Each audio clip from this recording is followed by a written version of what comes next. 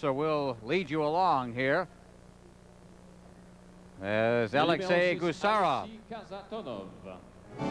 skates on the ice, and here's a very familiar figure, Kazatonov.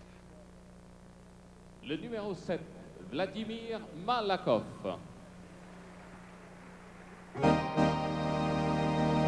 Le numéro 8, Igor Larionov.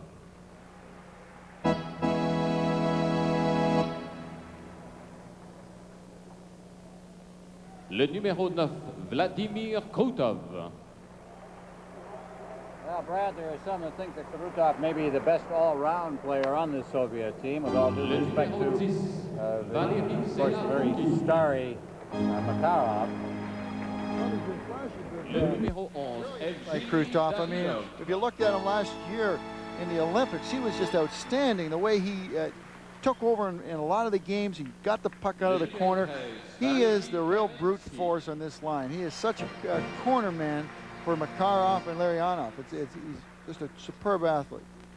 Number 13 is Kamensky, big fellow, drafted by the Nordicks, as a matter of fact, in the 8th round a couple of years ago.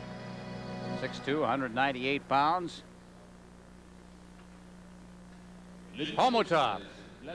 Getting used to this fella. He's part of the _1 scoring line in the Soviet Union now. Plays with Bekov and Kamensky. One of the things, Ron, I was looking at the Soviets today when they were skating, and I remember over the years they were always short and stocky players, but their range and their height has really grown in the last couple of years. They've got guys that are 6'1", 6'2" now. There's Bekov, center of that high-scoring line with Homotov and Kamensky. Another fellow is familiar, Igor Stelnov, number 21. That's the one thing I'm seeing the Soviets. They're starting to appreciate some of their older players. I know in '72, we had a lot of guys who were 28 and 30 years old, and I'm not saying it's good to keep some older players around, but the real quality older players they're great to keep around, because as much as you tell people how to do things, if they can see a star player actually do it live, it's easier for them to pick it up. It's like reading out of a book or doing it in real life. Doing it in real life is much better. Number 26 is Chernik. He's one of the players that was picked up from Kivik, which is the surprise team in the Soviet Union this year, currently in 2nd place, and winners over the Central Army twice already this season.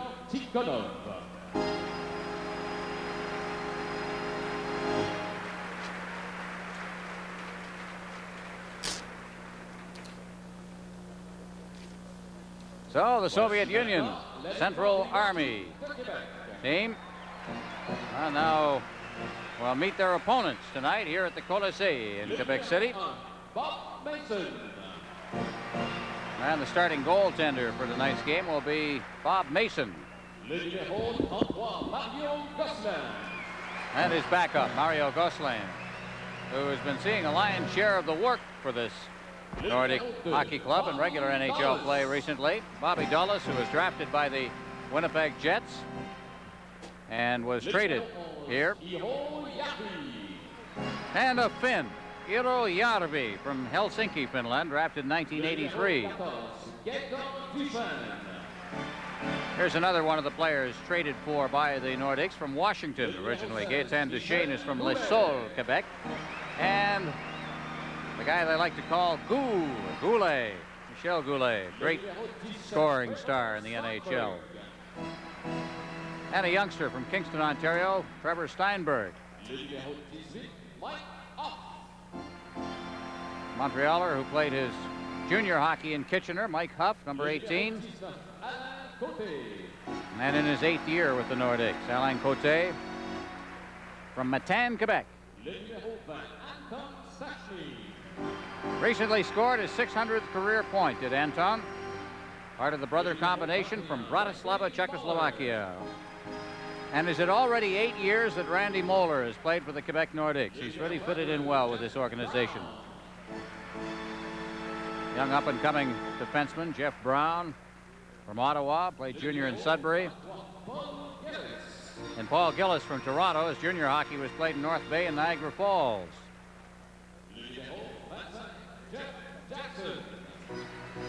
There's Jeff Jackson from Chatham, Ontario. Le numéro 26, Peter Stachny. Perhaps the greatest player ever developed in Czechoslovakia. Hard to argue it. Peter Stachny. Le numéro 29, Stephen Finn.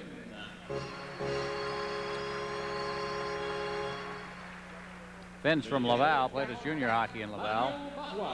And Mario Marois just came back to the Nordics. They traded Gord Donnelly out to Winnipeg to get Marois back. Big influence in the dressing room. They think this kid's going to be great. Curtis Lesician from Thompson, Manitoba, a Saskatoon junior. Walt Podubny, the Rangers the last 2 years. Black eye and all. And here's Joe Sakic. They really love him in this city. Canadian Junior Player of the Year and last season. And he's really put himself into the running for Rookie of the Year in the National Hockey League despite an injury. And there's Jean Perron. L'entraîneur associé, M. Alain Chenet. Perron taking over the coaching reins from Ron Lapointe, who we are told is resting well in hospital here in Quebec City after an operation to remove a cancerous kidney. And we're going to have a special presentation after the two captains, Peter Stachny of Czechoslovakia, Sergei Makarov, the traditional exchange of the team pennants. Peter Stachny's seen Makarov a few times on the ice. A lot of tournaments against each other. Opposant deux équipes de l'Union soviétique à celle de la Ligue nationale de hockey. Et à l'occasion également de cette première rencontre en Amérique du Nord, la direction des Nordiques est heureuse d'offrir à M. Victor Tikhonov un magnifique tableau Well, there'll be an exchange of résident de respect from the two coaches. Victor Tikhonov coming out along with Jean Perron. Au nom de l'organisation Now des Nordiques, make a presentation for painting. Jean Perron remet à M. Tikhonov. Tikhonov ce tableau intitulé Le matin à Saint-Aimé-des-Lacs en Charlevoix.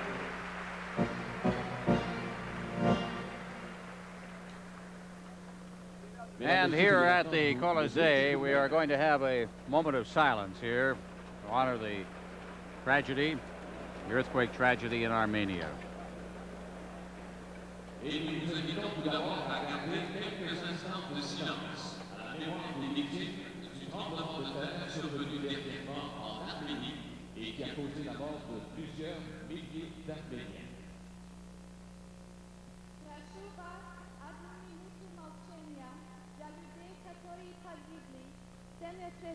В Армении.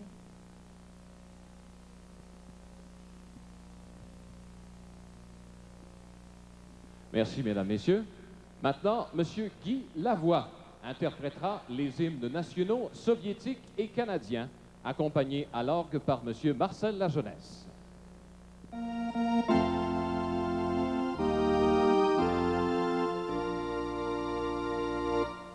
Союз нерушимый, республик свободных, заделан навеки великая Русь, да здравствует созданный волей народов, единым могучим Советский Союз.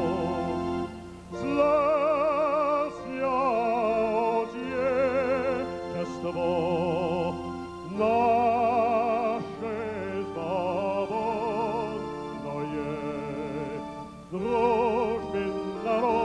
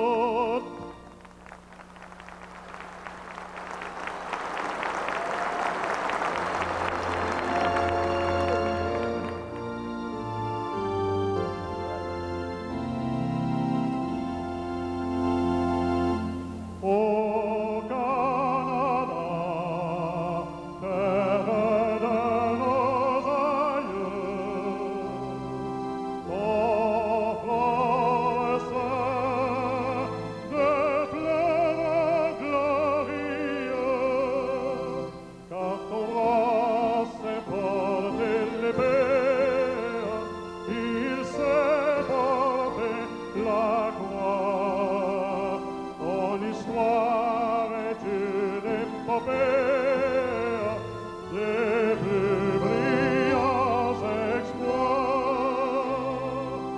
et ta valeur de point frappé protégera nos foyers sains, nos droits. Protégera nos foyers sains, nos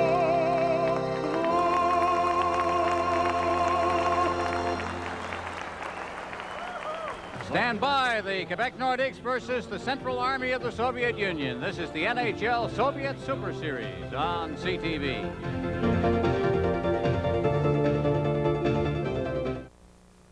Swimmers up! Watch closely. One of these swimmers is a Fuji picture. Can you spot which one? Fuji's advanced technology has developed Fuji Color Super HR film with ultra-thin color layers for sharp pictures and better skin tones. For pictures so alive they almost breathe, get Fuji Color Super HR film. And now you can get real color in a flash. Fuji Color Quick Snap Flash, the first disposable 35mm camera with a flash built in. The toughest family in trucks just got tougher. Introducing the all-new 5.9-liter Dodge Cummins Turbo Diesel.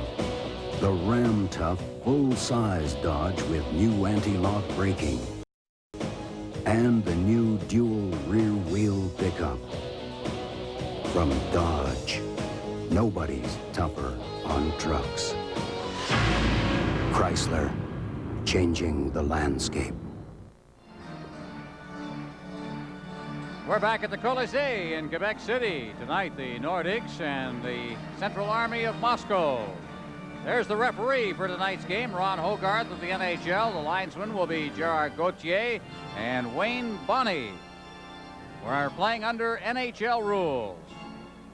There's a look at the Soviet goaltender tonight, Sergei Milnikov. He has a lifetime goals against average in the Soviet League of 3.15. And we've seen a little bit of him in the past. At the other end, we're going to look at Bob Mason, who is Jean Perron's choice tonight, basically because he believes that Gosselin, he's saving him for the regular schedule, but he wants to give Bob Mason some work. So the face-off will be at center ice, and it'll be the green unit for the most part for the Soviet Union. And you'll notice as you look down that number 8 for the Soviets is Igor Larionov. That is not the number he wears with their national team, so you have to get used to that. He wears number 11 with the Soviet national team, facing off against Paul Gillis, and from the face-off back to Marois. Marois clears it out over his line. Cote at center ice drops it back inside the zone. That's Marois clearing it to the line but not out. Makarov knocks it away. And digging in after it is Kurutov for the Soviets. Tries to get it in front, and the pass out was intercepted by Marois, playing his position perfectly. And Marois has it at center ice now. Shoots it in off Larionov. And back for the Soviets, that's Konstantinov, defenseman. Marois collects it at the blue line, takes a shot. It deflected over top of the net. Fetisov out to the line and past the leg there of Trevor Steinberg, and out at center ice, and Gillis has it. He brings it right back in again. Gillis trying to get around the defense, and he knocked the Soviet forward over. That was Konstantinov. Puck went loose, and at center ice now Kurutov back in again. Kurutov backed up against the boards on the far side. Fetisov, Gusarov clearing it wide of the net. Peter Stastny gets it from Bob Mason, and behind the net. Quebec starting out once again. Jeff Brown through center ice. It's stopped there. Brown gets it again. Shoots it over the line offside. Peter Stastny was trapped inside the blue line. Kazatonov's back there to pick it up. He just leaves it off. Gusarov now clearing it out to center ice. And the Soviets with Homotov over the line. Homotov cutting into the slot area. Homotov then threw it to an open wing as Kamensky had ducked away from the area where Homotov expected him to be. Now Kamensky gets it again inside the line. Now getting set in front of the net. He shoots it right on. Rebound. Long rebound. Here's another shot over top of the net. That second shot taken by Kazatonov, who has that big booming shot. Up along the boards now Moeller's there. He managed to poke it out to center ice with an assist from Peter Stastny, and back inside his own zone. That's Gusarov. Gusarov through center ice now, drops it off. Moving ahead is Humalev. Humalev to the line now, trying to circle the defense. He's still got that puck as he ducked past Lysyshin. Now behind the net, Humalev is knocked to the ice. And the Nordics at center ice, Järvi. Järvi throwing it past Sakic to the far side. Soviets changing at the bench. That's Biakin. And Nordics, Järvi unable to get loose. Lysyshin back in his own zone. He throws it right onto the stick of a hard-checking Soviet team as Nemchunov shoots it to the side of the net. Järvi again will try. Out along the boards is Huff, backhanding it off the boards. At center ice, Nemchunov. Leaving it for Humalev. Back out near the line for Biakin. Still kept inside the blue line. Konstantinov now as the Soviets make another change. We're still having a whistle in this game. At center ice, Konstantinov. The puck went loose. Davidov's over the line, but he threw it right into the slot area, and right back come the Nordics. Jackson trying to clear it to Marwa, who took a good solid hit from Konstantinov. Now behind the net. Konstantinov back there to get it. Out in front. It rolls loose. Here's Marwa. Shot. He scores!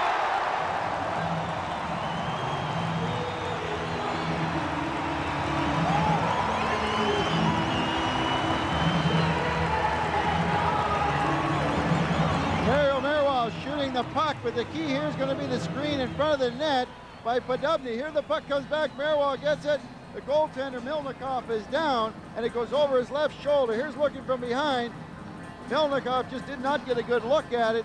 If you wanted excitement, if you were going to open a series, just look at the last 4 minutes, almost 3.5 minutes of hockey that we've just had here, Ron. It's just been going end to end. Well, it took 3 minutes and 14 seconds for the first whistle, and that was a goal. Marwa picking up the goal.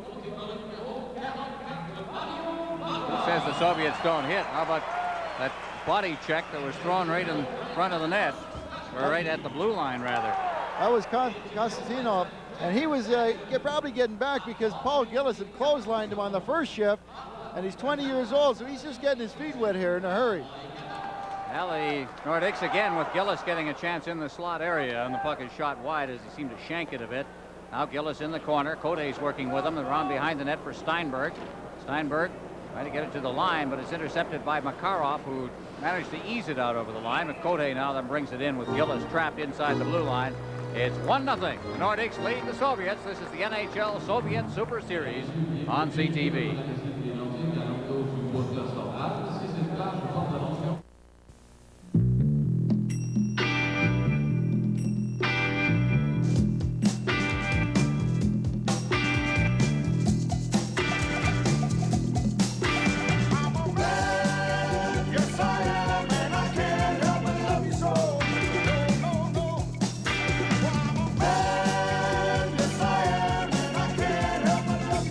Some things in life you just can't improve on, and this is one of them.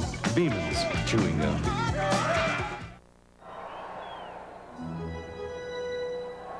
There's our goal scorer, Mario Marwa, from Anton Stastny and Jeff Jackson at 3:14, 1-0.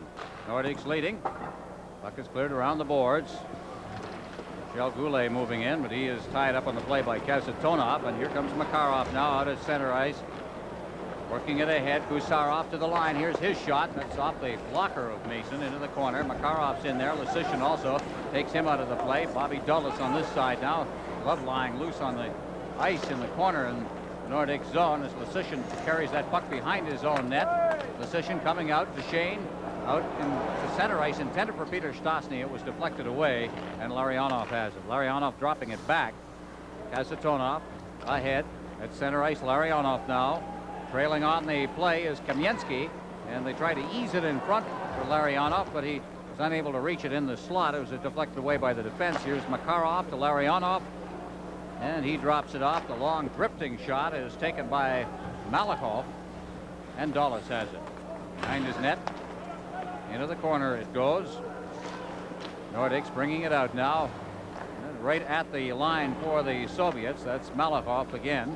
Over the line, that pass by Kamensky went astray. Wide of the net. Kamensky in the corner now. reaching for it, but again he's beaten to the puck by Finn, who clears it down the ice into the Soviet zone. No icing on the play as Stelnov goes back. Behind his own net with Huff forechecking. Malahov. Humilev at center ice. Gives it there for Stelnov, who tried a shot that's deflected into the corner. Mason's out of the net, leaves it for Marois. He clears it around the boards, but Homotov smelled that one out, intercepted along the boards. Now Finn up there, trying to get it out in front. Working for it is Bekov. Bekov to the line. Fetisov on this side, Konstantinov, but he's ridden off the puck by Yarvi. Now behind the net, Homotov with Sakic in on top of him.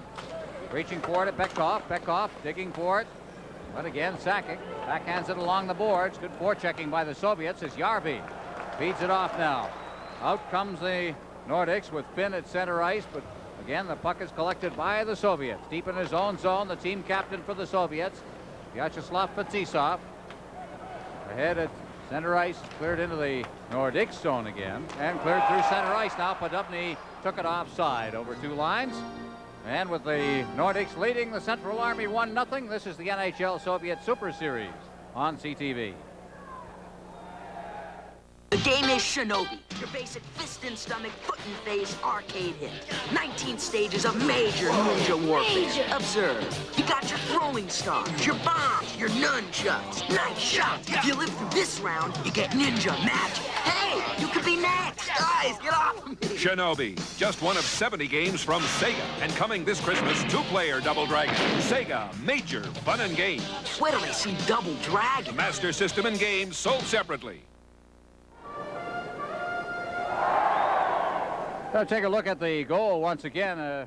Behind the net view of it. Good screenshot, Brad. Oh, that's what Melnikov was looking at. He didn't see anything. He had the forward going out trying to block the shot, and because of that he couldn't pick the puck up right away as it came off Marois' stick, so he was going down to cover as much stuff low as he could, but as he was down, that puck just drifted over his right shoulder.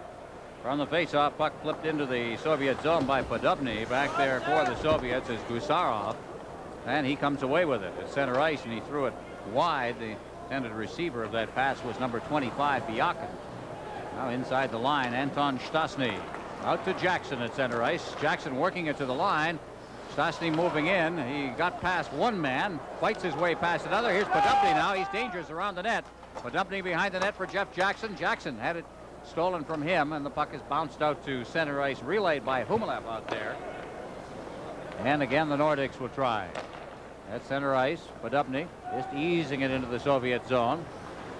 Malakov behind his own net, leaves it off there. Dangerously checked away in front of the net by Duchesne, and it's out to center ice again. Duchesne, a good forechecker. Inside his own zone, that's Gusarov. He just leaves it off and heads for the bench as Malahov sends it into the corner. Gets a return pass in the corner on this side. Davidov. He's number 11, clears it out to the point, but it's kept in there by Lysyshin. Behind the net, Peter Stasny. Stasny poking away at it. Also in there for the Soviets is Chernik. And finally it's poked free to Shane. Out near the line now. Lysyshin shot right on. Now at the side of the net. To Shane. Goulet out to Lysyshin again. Lysyshin clearing it in front. Tried to ease it in front. Peter Stasny's knocked out. There would have been a penalty, but the goal is scored. Here's Duchesne. Even the Central Army makes mistakes in their own end. Look in the corner, there's Duchesne. Boy, keep your eye, he's going to come out of the left side of your screen here. He was picked up early, but he drifted right between the legs of Melnikov. He was picked up early, but mistakes can get made in this game at any level. And there's an example. Here he comes, he looked for that hole. And Melnikov only gave him about 6 or 8 inches, and Duchesne made no mistake putting it between his legs. Peter Stasny will draw an assist, 7:53 the time of the goal, along with Curtis Lysyshin, who took the shot for the point.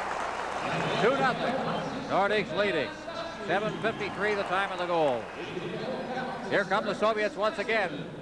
Makarov trying to fight his way through the defense. Kote has it. Kote shooting it out to center ice. Catching up to it is Gillis, but cutting across was Konstantinov. And he managed to poke it away and at least allow the forwards to come back. Again, the Nordics, ferocious forechecking, doing a good job inside the Soviet zone. Once again, it's Konstantinov getting it out to center ice. Konstantinov gets the return pass from Kasatonov. He is knocked down. Marwa's got it inside his zone. Marwa, our side. Kote can't hold it at center ice. Fetisov off the boards, goes by everyone. Now Järvi moving in. He ducks around the defense as Larionov moved on him. Now in the corner. Sakic. Sakic out in front. Järvi, quick shot on his knees as Melnikov, and he holds on. 2-0. Nordics lead the Central Army of Moscow. This is the NHL Soviet Super Series on CTV. The time is finally coming to be out there on your own. But even though you're leaving now, you'll always have a home. There's nothing halfway about it. That's always been your call. It says it all.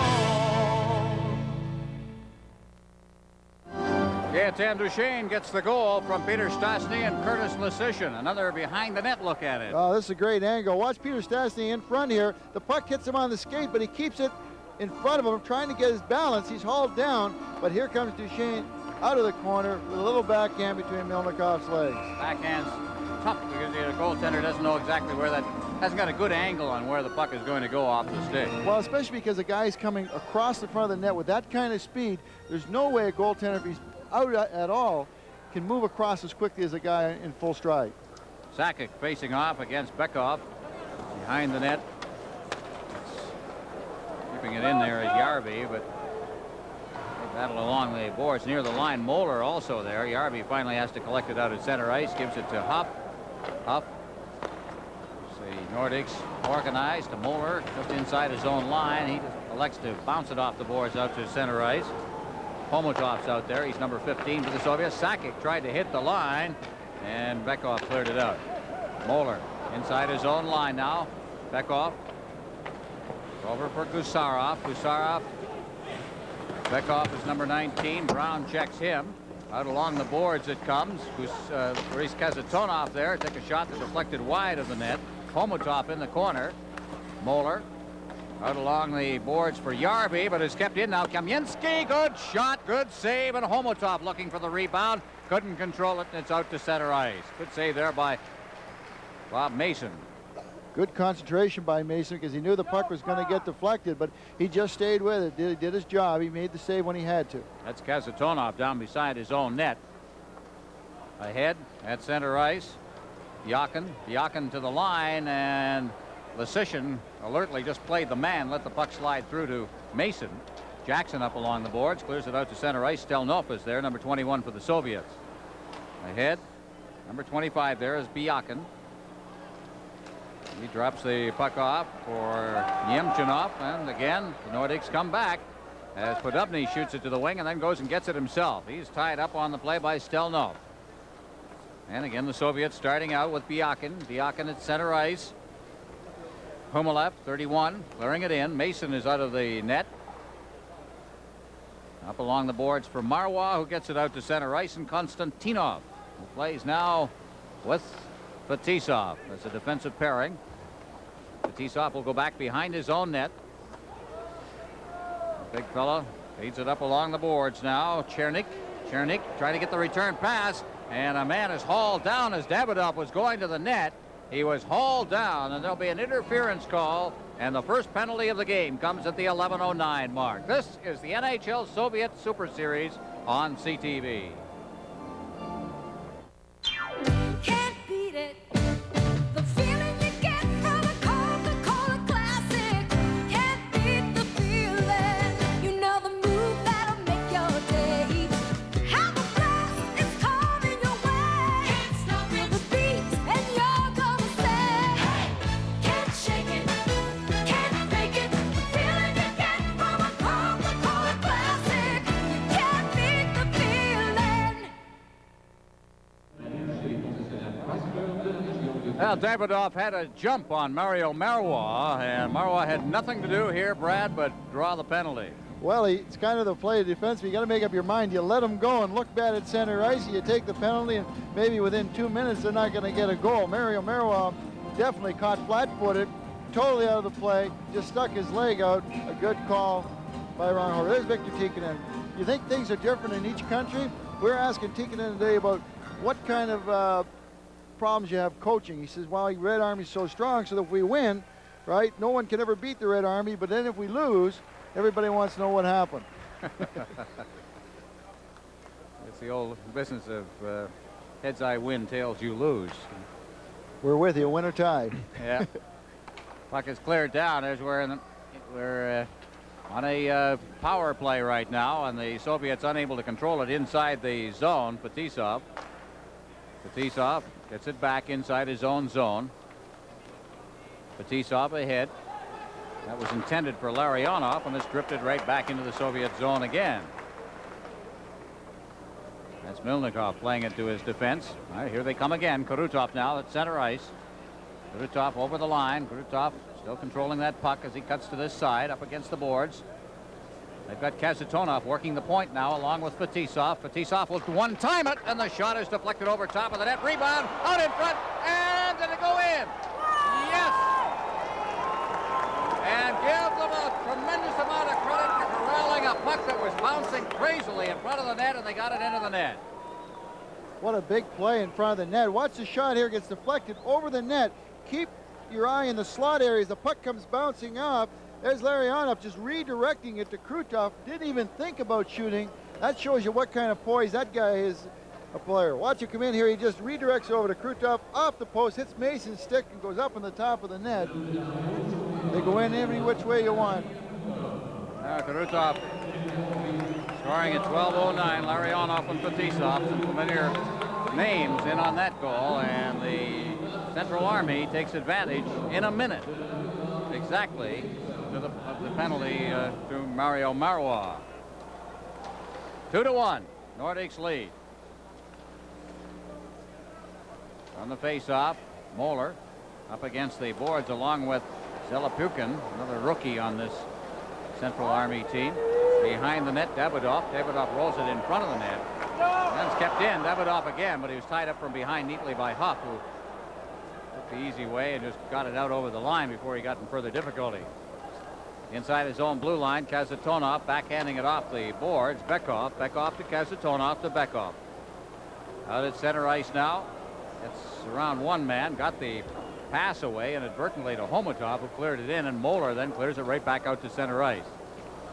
Right past Kasatonov. He'll go back deep in his own zone for it. Stelnov working with him on defense right now as Kasatonov eases it out to center ice for Bekov. Bekov trying to get it to Homotov, who was unable to get loose. Now they hit the line with it. Bekov clearing it inside the line, but the Nordics again get it back out to center ice. Finn going after it up along the boards. Bumps Bekov right in front of the Nordics bench. Bekov kicks it free. Here's Homotov. Homotov back in over the line now. Homotov working in front of the net. Great move, and he is knocked down just as he tried to get the shot away. And it was Peter Stastny who was there to clear it out of harm's way. Up against the boards, Kamensky. Kamensky getting set, shoots it right on off the stick of Mason. Deflected into the corner on this side. There's going to be a penalty to the Nordics as Duchesne got the puck up along the boards, and there's going to be an interference call. This is the NHL Soviet Super Series on CTV.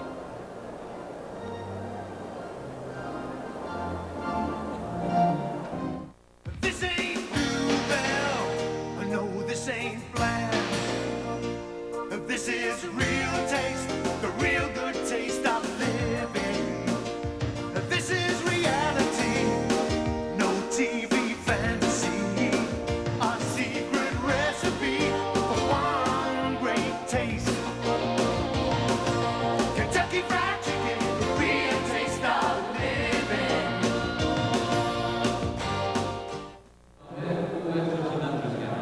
Ron Roosh along with Brad Park and Dan Matheson, who's joined us up here in the booth as we get an opportunity here to see the penalty and interference call on Stephen Finn right there. Dan, we haven't had much of an opportunity. There's no whistles in this one to get you into our play-by-play description of the game, but it's been quite a fast-moving period. Well, Ron, what you have to do, of course, is stay with the Soviets in the first period, get the jump on them then, and if they have a really much reworked lineup now. I don't think we've talked much about the 6 kids that normally play in this team are now at the junior tournament. That's right, up in Anchorage, Alaska. And there are some good ones up there, too. Mogilny, who we saw in the Olympics, as we see an offside at the line, is up there. And a young kid named Bure, there's Duchesne, who's got a goal in this game. The goal scorers, Marwa and Duchesne, made it 2-0, and then Karutov on a power play has made it 2-1. That's in the NHL. It doesn't quite work out that way when you're playing the Soviet Union with a power play they can put on the ice. Well, the Soviet Union right now is 1 for 1 on the power play, so they're batting 1,000. But it's a long game. And Fetisov out there. They had Kazatonov working the point with Fetisov, the only time they've been together so far in the hockey game. And again, in the league, they don't play together. And they're not together at this particular moment as it comes out to the blue line now. Kept in there by Konstantinov. His shot's deflected wide. In the corner, that's Biakin now. Out to the blue line, Konstantinov. Over for Humalev. Humalev, number 31.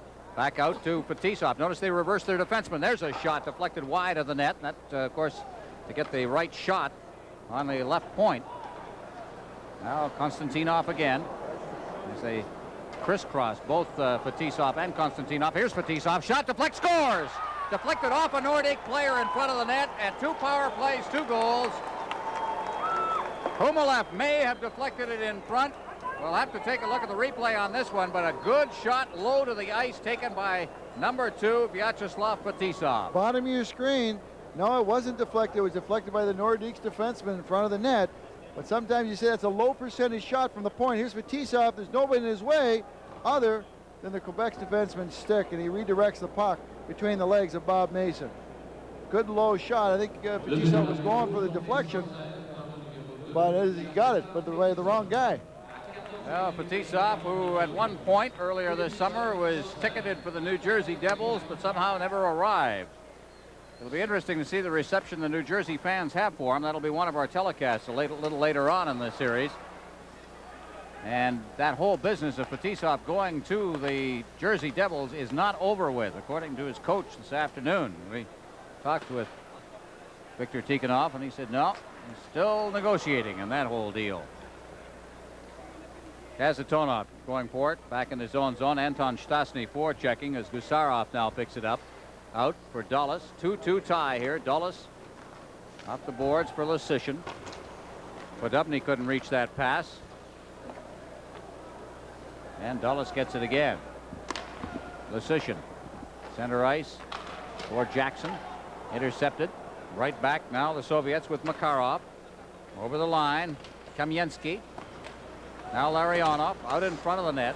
Here's a shot deflected. They score. Picked out of mid-air by Kamensky. As Kazatonov took the shot, and very quickly here, the Soviets have taken the lead.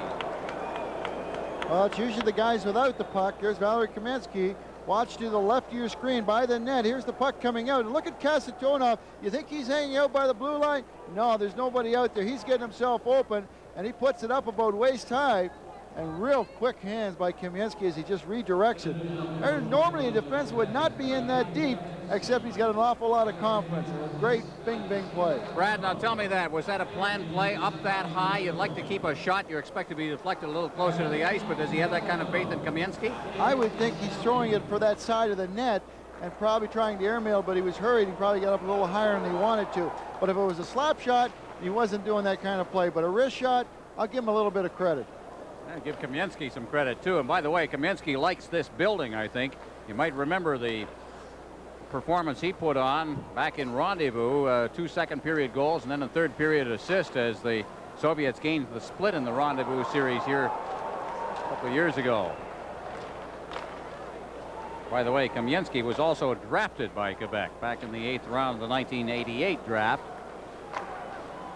Well, 3-2, the Soviets leading now as Peter Stastny takes a quick shot just wide of the far post. Puck bounces out to center ice. Goulet out there, being checked rather closely by Davidov. And again, Duchesne dropping for Peter Stastny. Stastny shooting it rink wide. Nobody there. Fetisov then ducks away from a check. It's clear to the line, but not out. Now here they come.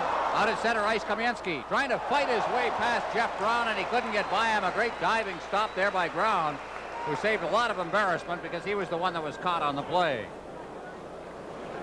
Now Kamienski once again has had a pretty good shift. Kamienski clearing it right onto the stick of Bekoff. There's a shot wide of the net. Konstantinov moving in deep from the point position, rolls it in front, hits the netting at the side of the net, and the defense covers up with Moeller, sending it out to center ice. Orhoff stepping out of his net is Milnikov. Out at center ice, Kamienski again, still out there. Kamienski working the puck free to Homotov. We've got 2 minutes and 20 seconds remaining in the first period. 3-2. Central Army leading as bad pass by Fetisov.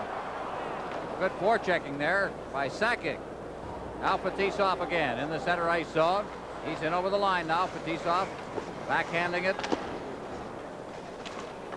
That is Homolat, number 31. Puck is cleared out to center ice, and Gusarov will go back in his own zone. Gusarov dropping it off for Biakin. Biakin ahead for Homolat. And looses it. Sakic. Sakic shoots just wide. Sakic stealing that loose puck and getting a quick shot away. That's center ice now. Soviets again. And they control it now as Gusarov gets it in over the line. Finn bangs it off the boards. Kazatonov, number 6. Gusarov, rink wide. Yemchinov. He's double teamed in there by Cote and Finn comes away with the puck. Finn ahead. Gillis at center ice. Makarov. Gusarov being tied up by Cote, moving in to help out is Steinberg. Steinberg out in front. There's a chip shot that went wide of the net by Gillis. Makarov. Less than a minute remaining in the period now as Makarov starts out for the Soviets. Makarov to his own line, and he cleared it right off the skate of Goulet, and there's a too many men on the ice call. The Soviets will be caught for too many men. They're leading the game 3-2. This is the NHL Soviet Super Series on CTV. You are watching one of the most remarkable engines on the German Autobahn, the 2.5-liter multi-point EFI turbo with 2 balance shafts. This outstanding piece of technology is shared by only 2 manufacturers. One of them is Porsche. The other is Chrysler. Catch it, if you can. Chrysler, changing the landscape. There's a new breed in Canada, a new breed of bank that leaves the rest of the field standing still. If you're in business to win, you should be in business with us. Lloyd's Bank Canada, the new breed of bank.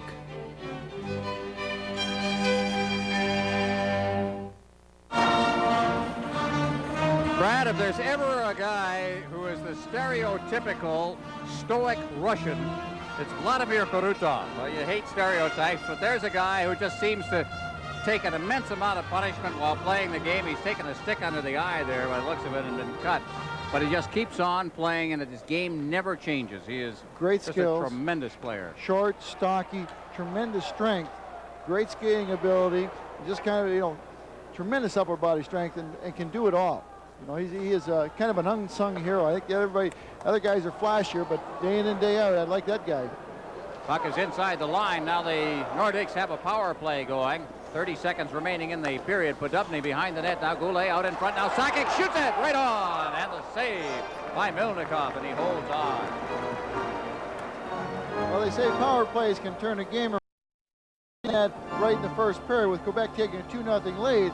And then back-to-back penalties have cost the Nordiques a tie, and the momentum changed. But here's Joe Sakic getting in the slot, just drifting their wrist shot, getting it through and getting it on the net. A good play by the young guy. He's moving out. He's kind of like the point man, and he's got to get that shot and get it on the net. That's more important sometimes than trying to pick corners when you're shooting from the point. On the face-off now, Sakic couldn't hold it in at the blue line, so they have to reorganize as Jeff Brown gets it. Far side. Goulet moves in. It's a bit of a pass, and then to Peter Stastny into the corner. Podubny's there. So is Goulet. Well, this Nordic team can put some scoring power on the ice. Here's Peter Stastny now, back out, hits the linesman, and the whistle goes, and the first period is over. And in the period, the Soviets outshot the Nordics 8-5, but in the period also, the Soviets outscored the Nordics 3-2. So it's Soviets 3, Nordics 2. This is CTV's NHL Soviet Super Series. The time is right for winter fun. There's snow on the hills. Go on and take a run. Everybody fooling around, just having fun. It's a silver bullet. It's the right beer now. The right time, the right beer, the right beer. Coors Light, it's right here. Catch the light bright taste of Coors Light. Hold on to the silver bullet. It's the right beer now. The bells ring out madly, it's lunchtime already. For you and for me, it's Chef Boyardee. Pasta that's tasty, so saucy and meaty. Children just love lunch when it's Chef Boyardee. Ravioli, beefaroni, spaghetti and meatballs. When children find food this much fun to eat, why tell them it's good for them? Chef Boyardee. Good morning, Canada! Coast to coast, it's wake-up time! Be happy in the morning, head for the coast, dive into oceans of lather, a scent to love the most. Get your body in motion, like a plunge in the ocean. Coast refreshes most, head for the coast. Wakes you up like ocean spray. Head for the coast. We wish you sunshine every day. We hope the best things come your way. And with your box of Kellogg's corn, we give the best to you each morn. This is the taste of Golden Flakes. This is the crispy crunch that makes every box of Kellogg's corn our very best to you each morn.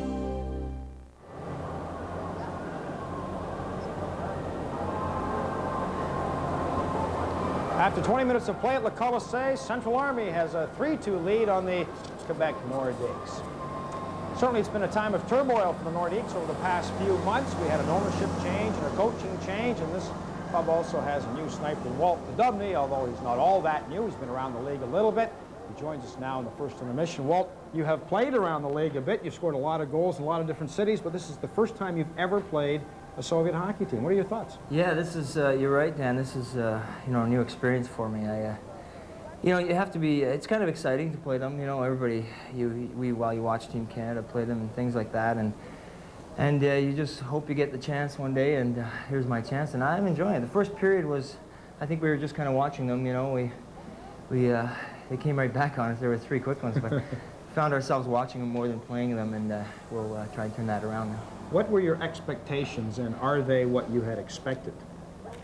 Of the Russians? Mm-hmm.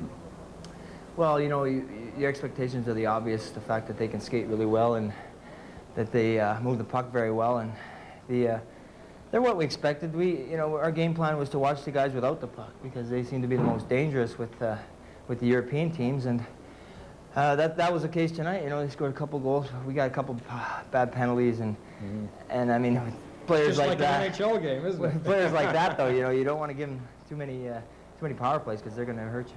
Let me ask you, we just have a few moments left about the hockey team. It has been a time of turmoil. Has the club settled down? Are the players back on an even keel and thinking about playing hockey again? Yes, I think with you know, with John Perron, I like Ron LaPointe. I have nothing against him. But what happens when you start to lose? You know, I went through it in Toronto. When you start to lose, what happens is players start to lose confidence in one another, as well as themselves, and everybody starts pointing fingers, and you get a snowball effect. And I think, you know, it got to that point, and it was not Ron's fault or anybody's fault. I mean, we have the same players here now, but maybe the new face, John Perron, has been a breath of fresh air for us. You've fallen behind this hockey game. You haven't lost hope yet, have you? Oh, no. I mean, as I say, we just try to figure out how to play them first, and then we're going to go from here. Well, best of luck. Thanks very much. Okay, thanks. Let me say just Merry Christmas and Happy New Year to everybody back in Thunder Bay. Thanks, Dan. Well, Thunder Bay and all those small towns all across the country. The big ones, too. Thanks very much, Wally. Go back and play some hockey. Score is 3-2 after the first period of play. We're going to reminisce about 1972 when we come back at Brad Park. Sure, I'd love a new car, but I've got to pay for Christmas first. Your Toronto Ford dealers hear you. So for the last 15 days of the year, pick out any new car or truck and your down payment is 0. Your monthly payment is 0. Your total interest is 0 till May 1989. Over 3,500 Escorts, Tempos, Taurus, trucks, and Probes. Start the new year with a new car or truck and don't pay till May. It all ends December 31st at your Toronto Ford dealers who want to wish everyone happy holidays. Even the GM dealers. Okay, the import dealers too. When you have headache pain, there's one thing you want most, effective relief, and you want relief fast. The kind you get with aspirin. Medical evidence proves it. Aspirin gives you effective relief. And for many people, aspirin brings relief in minutes. I feel great now, and aspirin did it. When you have headache pain, today's aspirin gives you what you want most, effective relief, and you get relief fast.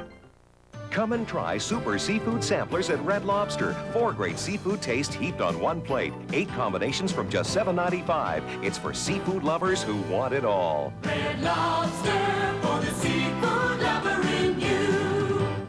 Red Lobster presents Party Platters to Go. This holiday season, pick up platters of shrimp and crab claws ready to go in 1 hour. Great for any party, anytime. Red Lobster for the seafood lover in you. CTV's Night Heat has once again been voted TV Guide's most popular program. Be here weekly for award-winning action and drama on CTV's Night Heat. We've played 20 minutes in Quebec City. Central Army of the Soviet Union against the NHL's Quebec Nordikс. Someone who knows more than a little bit about Soviet hockey, Brad Park. Brad played in that Super Series way back in 1972. And this time of year, Brad, we look at the Soviets, we look back over that period of time. Maybe some of your memories about that series. You do have a lot of memories, and anytime you go back to the first series between two teams, it really heightens. 1972, I remember it like yesterday. It was September 2nd in the Montreal Forum. We had all the big people there. This was the clash of the two titans of hockey. It was only 30 seconds into the first period when Phil Esposito put us on the board to be up 1-0. It was a great goal. Espo was a dominant player in the series. But by the end of the first period, we knew, and I knew for sure, that they were coming at us in waves.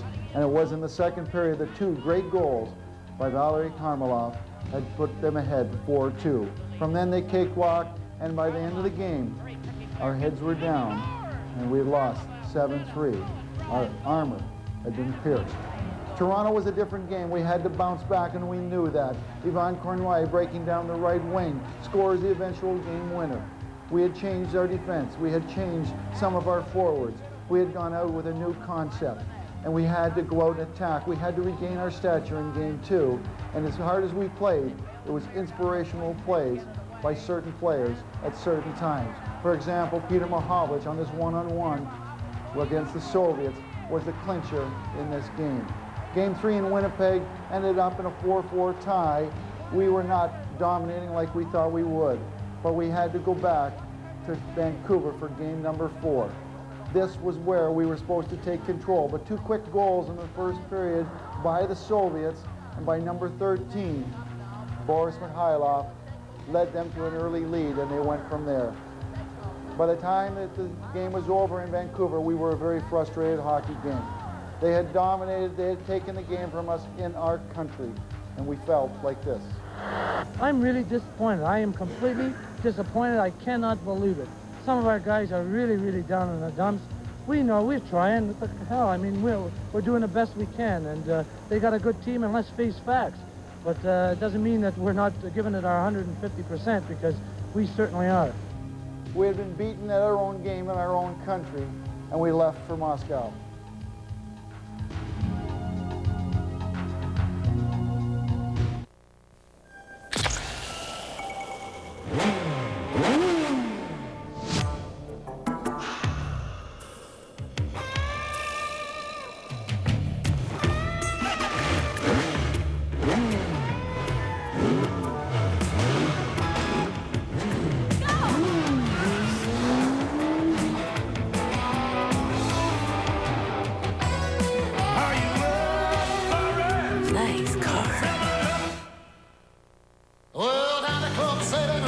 points for free. Welcome to Club Z, only at Zeller's.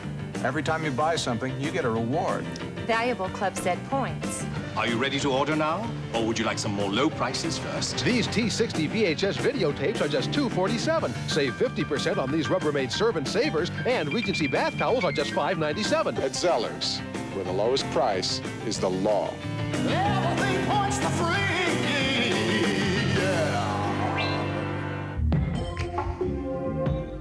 To get the 47 standard features we include in the Dodge Shadow and Plymouth Sundance, our competition would ask you to do a lot of extra shopping.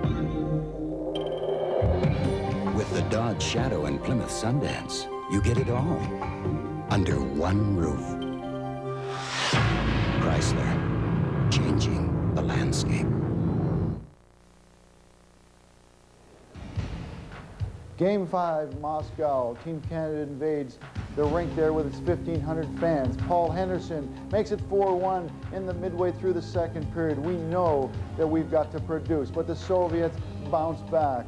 Here's a goal by Anderson, makes it, and another goal by Gusarov, and all of a sudden we are in trouble. It's 4-3, another goal by Shadrin, and finally the Soviets are all over us until late in the game when a goal by Vilkalov makes it a 5-4 game. We have now won one game, lost 3, and tied 1. We cannot afford to lose another game. But the magic of Paul Henderson just begins. This is game number 6. Henderson with a long shot beats Tretiak, and now that is the game winner. We have now won our second game, and we know that we have to play it period by period. Game 7, Henderson does his magic again and leaves us with an all-or-nothing game in game 8. In the second period, Jean Rattel puts me in, ties the game at 2-2. Part of my memory that I'll never forget was this game. At the end of the second period, the Soviets had gotten 2 goals, and they had made it a 5-3 game. This goal here by Vasiliev makes it 5-3, and we know that we're going into the last period down 2 goals. In the dressing room between the periods, we're told that if we do tie the game, it's not enough because the Soviets are going to realize that they have more goals in the series. But we fight back. This goal by Cornwallis late in the third period makes the game tied at 5-5. How do you explain it? Coming from 3 games back, but late in the game, Paul Henderson gets on the ice. He puts himself on the ice. Esposito to Henderson, 34 seconds to go. Team Canada has won the series of the Titans. An exciting time, and me, just a 24-year-old kid, could earn some memories. But when I look back now, I think of what we went through, what it meant to Canada as a nation. I won't forget.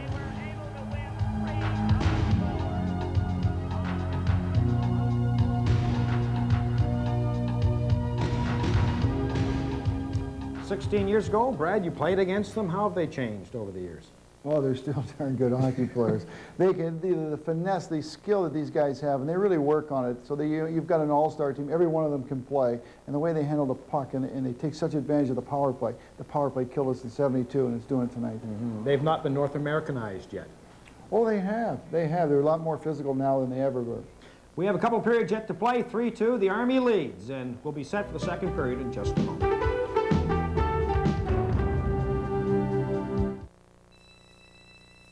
When the stars come out to play, babe, a twinkling show, ooh, dinner out of sight.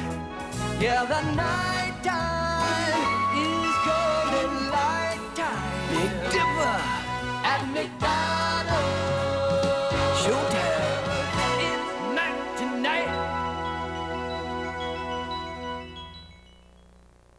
The Remington Microscreen Ultimate with the exclusive beard lifter stretches the skin and lifts whiskers other shavers leave behind. The Remington Ultimate. If it doesn't shave you as close as a blade and closer than any other electric shaver, I'll give you your money back. The Remington Microscreen shaves as close as a blade or your money back. The first screen shaves incredibly close, the second even closer. The Remington Microscreen shaves as close as a blade or your money back. And the Lady Remington Rechargeable, the perfect gift.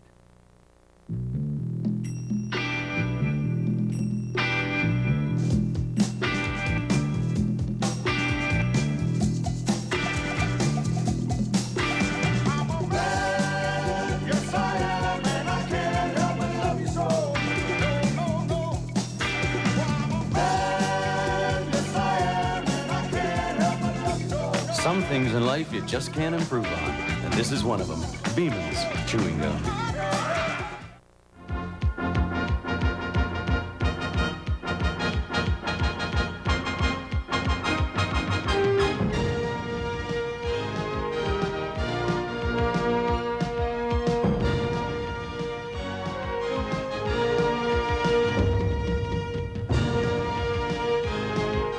Molson presents NHL Super Series, the Soviet Union in exhibition with teams of the NHL. Brought to you in part by Kentucky Fried Chicken, the real taste of living. By 7-Up. Are you up for it? 7-Up. By Beeman's Chewing Gum. And by Molson Canadian, what beer's all about.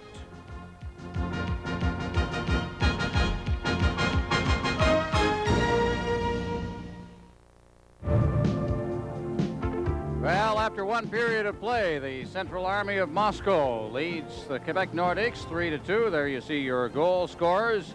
Mario Marois scoring from Anton Stastny and Jeff Jackson at 3:14, and then Etienne Duchesne from Peter Stastny and Curtis Lasician at 7:53. Then a couple of power play goals brought the Central Army back into the game. Karutov from Fetisov and Larionov. That was while Marois was off the ice. And then when Stephen Finn picked up a high sticking penalty, Fetisov scored unassisted at 14:49. Kamensky then from Kazatonov, the go-ahead goal. Central Army 3, Quebec 2. Shots on goal. The Army outshot the Nordics 8-5. So we're about set to go here in the second period at the Colisée de Quebec. As you look at the starting goaltender for the Soviets, Milnikov. And Bob Mason in goal for the Nordics. Peter Stastny will face off against Igor Larionov, who wins the face-off cleanly. Gets it back to Fetisov. Forechecking is Goulet. Really cost them there as Podubny tried to relay it back to Goulet. Puck is cleared over the glass and into the crowd. And we'll get a face-off near the Nordics blue line. Viktor Tikhonov, 11 seasons as coach of the Soviet national team, the various select teams, and of course he is also the coach of the Central Army. And the second fellow standing back there is Boris Mikhailov. You remember him. Mikhailov, Petrov, and Harlamov, one of the great Soviet lines back in that Soviet series that Brad Park so graphically described for us. Here's Brown shooting it in. Out at center ice, Brown's got it once again. There's rink wide. And Brown picking it up. Now he's going to bring it through center ice. Brown mishandled it as he hit the line. Makarov gets it back out to the line. And the whistle goes, I believe, on an offside that I didn't see. Fetisov. Now they're calling an offside. There you see Fetisov. Here's Fetisov's goal. As we mentioned in the play-by-play, this is deflected by a Nordics defenseman, Jeff Brown, out in front. That's an unassisted goal. There's really not much a goaltender can do on a goal like that. He's already thrown, Bob Mason already thrown his left pad out to handle the shot, and the puck just got redirected. That's the go-ahead goal in this game as Jeff Brown circles at center ice. Brown backing up, tried to feed it off his, it was deflected off a stick. Larionov inside the zone now. Puck is deflected in front of the net and steered away by Milnikov along the boards to the far side. Still kept in. Penalty is now over. A shot right in front of the net. Up near the blue line, 26 is Peter Stastny. Along beside the net as the Nordics continue the pressure. Stastny getting it out in front. Brown shoots wide on that. Just hooked it wide. Now Fetisov up against the boards. Goulet is in there as well. Out in front, quick shot, rebound. They shoot again, wide of the net. Peter Stastny with a couple of good opportunities. Then Goulet got it out in front. And Kamensky brings it away. Rink wide, Makarov over the line. Now Makarov looking for Kamensky, but he gets it rink wide. There's a shot from a bad angle. That one taken by Larionov. Behind the net, Kamensky battling back there with Marois. Kamensky still battling. Puck is poked free, and Podubny has it and clears it to center ice. Racing after it for the Nordics is Huff. He gets in over the line. Malahov Out now. Here's Yarby taking a shot. Bad angle on a backhand. In there checking now is Nemchinov. Here's a quick backhand shot. That one taken by Sakic.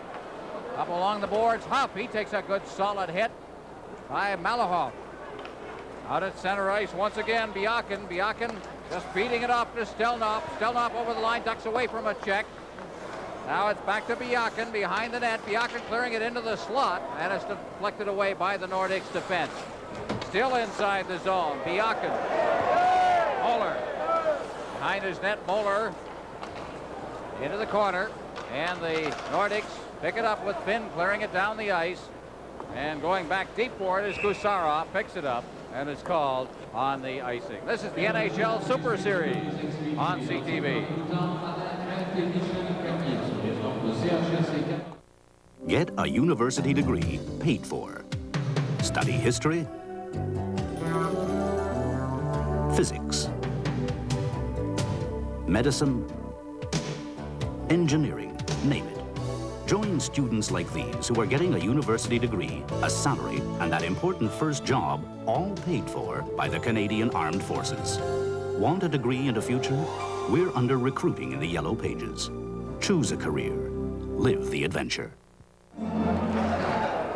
Peter Stastny has had 7 100-point seasons in the NHL. Here's a good example of why. As he goes to the net. Peter Stastny is such a strong guy. He got taken down very, very quickly there. But one of the things that he does so well is move the puck in around the net, over sticks, under sticks, between feet, that he's got a real knack like that. And a lot of times he'll force that play, but in that situation, he was in the right place at the right time. It was good scoring. There's a quick shot in front of the Nordic's net. And the Nordic's come away with it now. Out at center ice is Trevor Steinberg. To the line now. Cody got the jump at the line, but got away with it. Puck is wide of the net now. Dulles keeping it in. Steinberg moves in. Cody's got it. Cody out in front. There's a quick shot by Gillis. Now behind the net. Kazatonov just dumping it off. In the corner, Gusarov. Ahead at center ice, trying to knock it down is Bekoff, and he's got it over the line now with a little room. Tried to feed it through the slot area for Homotop, who was breaking up the middle. Puck wound up coming back to Bob Mason, who covered it up, then let it go and gives it to Cody. He clears it out to center ice. It'll go all the way down the ice. Gusarov going back for it. No icing on the play. Milnikov leaves it for Gusarov, who clears it up ice. Bekoff couldn't contain it. Now he's got it. Bekoff dropping it off. Here's Fetisov. Took a shot. It's deflected away by the defense at center ice once again for the Nordics. It's cleared down into the Soviet zone. Back there, Podubny fighting off Fetisov. Podubny gets it into the slot. Anton Stastny shoots. Hit the post. Hit the post. Moeller at the blue line. Gets it in now. Podubny up against the boards. Brown can't hold it. Now Bekoff. Bekoff behind the net. Fetisov. Fetisov just standing there. Tremendous tempo to this game, Brad. They are. They're moving up and down. I think the Soviets took about the first 5 minutes to get their legs, but they've been flying. Quebec is playing a little more cautious. They're not trying not to turn it over in center ice, so you'll see them dumping into the Soviet end a lot, just as a precautionary measure, trying not to force some plays. Fetisov just inside his line. Podubny moves up on the puck, but it's deflected out to center ice by Larionov. Larionov then forced back. Fetisov near his line, backhands it up through center again for Kamensky. Kamensky dropping it for Larionov. Larionov unable to control it against the checking of Anton Stastny. Stastny gets it again for Fetisov, drops it up. Podubny, neat play, shot right over the top of the net. Seemed to hit the shoulder of Milnikov. Now behind the net, the Nordics playing well. There's a shot by Anton Stastny, shoots it again. It's in the slot and in the goal crease, and Milnikov covers up. Anton Stastny had the tying goal on his stick and couldn't get it in. 3-2. Soviets lead. This is the NHL Soviet Super Series on CTV. In Canada, a wedding is cause for mild anxiety and intense emotion. When my hands are shaky and my knees are weak, I can't seem to stand on my own 2 feet. Who do you think when you have such luck? I'm in love. I'm all shook up. As well as one heck of a celebration and the clean, cold taste of a genuine Canadian beer. Molson Canadian. What beer's all about. Well, the the Stastny brothers been very much involved. First of all, Stastny the elder, Peter, with a great chance in front of the net, and that one rang off the goalpost. A great shot. Then Stastny the younger, Anton Stastny, number 20. Well, why keep your eye in front of the net? Here's the one chance. Now watch it come back out. I think he just lost it. I wasn't sure if he was trying to just slide it through some feet or bury it, but I think he wanted to pull it and it just went off the end of his stick. Instead, maybe he didn't know how much time he had. And it's just one of those plays that was so close yet so far. Peter Stastny behind the net, but he's chased off the puck behind. Now the Soviets will start out as Makarov brings it to center ice. Leads it over the line, but is whacked right off the boards and back out past Kamensky. The Soviets have it inside the zone as Kamensky comes back. Kamensky, have we seen Kurutov in this period, Brad? I don't think we have. I think we've seen a lineup change here as Kamensky's on that line now. No, Kurutov hasn't been here. I think he may have got some stitches between the periods, but we haven't seen him out yet. Maybe we'll look for him on the bench as Larionov is out there now with Makarov and Kamensky. That's the line. Puck is cleared to center ice. Stephen Finn's got it there. Finn back near his own line, drops it off for Marwa. Marwa clearing it off the boards, taking the good safe pass to get rid of the forechecking Soviets. Now Marwa, Finn off the boards, back deep in his own zone. Now Gusarov for the Soviets. Now forechecking is Goulet. He gets the pass away. Work it up to the line, but they don't get very far with it. It's stopped back inside the line. Nordicks just get it back out again. That was Dulles who got it out this time. Dulles has got it again inside his own blue line. And again, he shoots it out to center ice.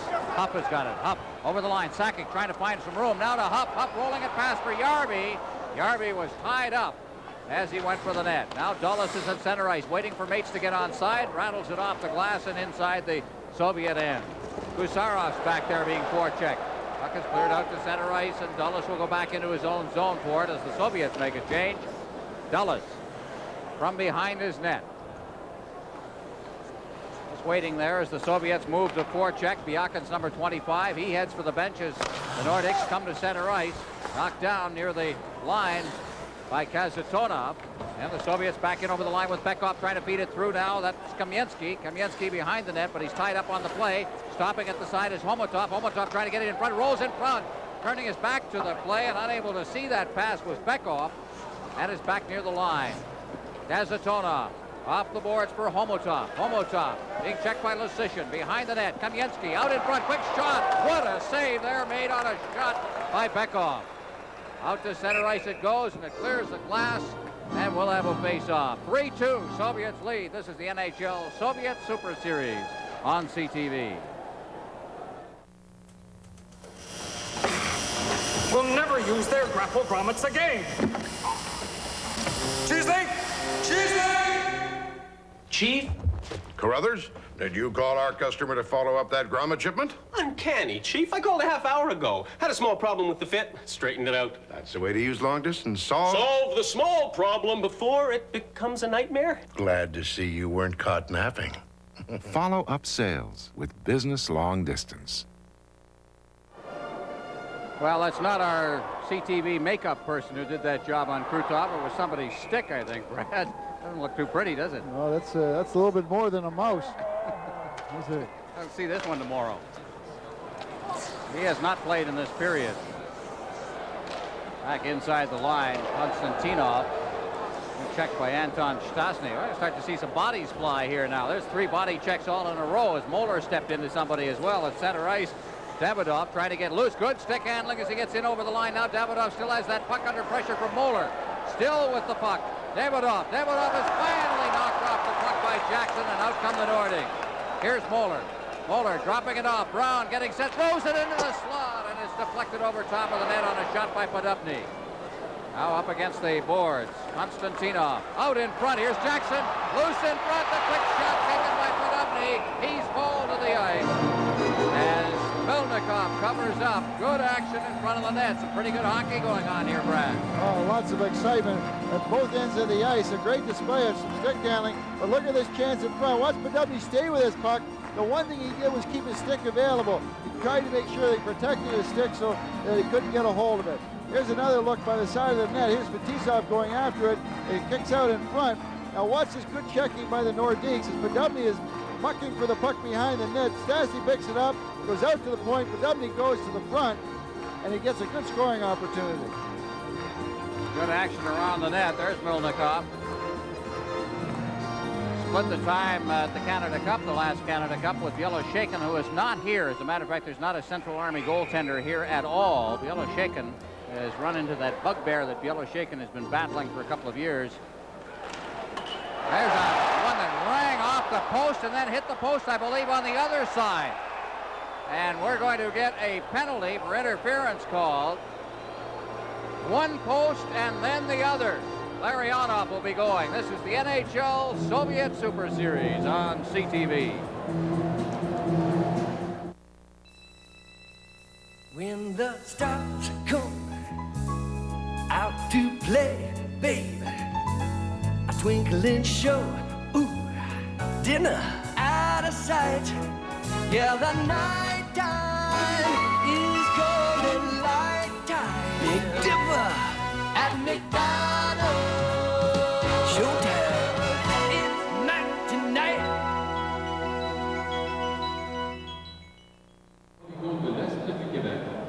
Igor Larionov for interference at 8:19. Here's the face-off. Watch Steinberg shoot the puck to the net. Now watch Cote go to the net as it comes off the post. Watch the right pad. Hit the not post. the arm, hit the other post. Back-to-back posts. Milnikov is hearing bells right now. Yeah, I was going to say the bells are ringing. Chance again to take it. Here's the interference. That's a pretty good job. Well, that's the way of tying your man up. That's what they say. Those centermen are responsible for each other. And if you're the centerman and you're in, you got to be responsible for your other centerman. I think they might learn that trick in Calgary last year. Nordikes are controlling this period. They have outshot the Soviets so far by 7-6, by a one-shot margin. They seem to have a territorial edge, at least through the last 5 minutes of play. We've got almost 9 minutes gone in the period now. Here's a quick shot by Sakic, but he fanned on it. Puck is cleared out over the line and then poked away. Nordikes coming right back again. That was Jeff Brown who was trying to get loose. Sakic will come back and pick it up from Mason. Sakic starting out. Hit for Goulet. Goulet checked on the play by Kazatonov. Kazatonov loses it, however, to Sakic. Podubny fighting off the check. Peter Stastny moves in to help out now. Stastny, as they set up, gets it to Sakic. Sakic to Brown. Brown one-times it. Good save by Milnikov. Now it is Gusarov out to the blue line to center ice. Soviets trying to get loose now. Here's Humelap going in alone. Scores! Short-handed goal.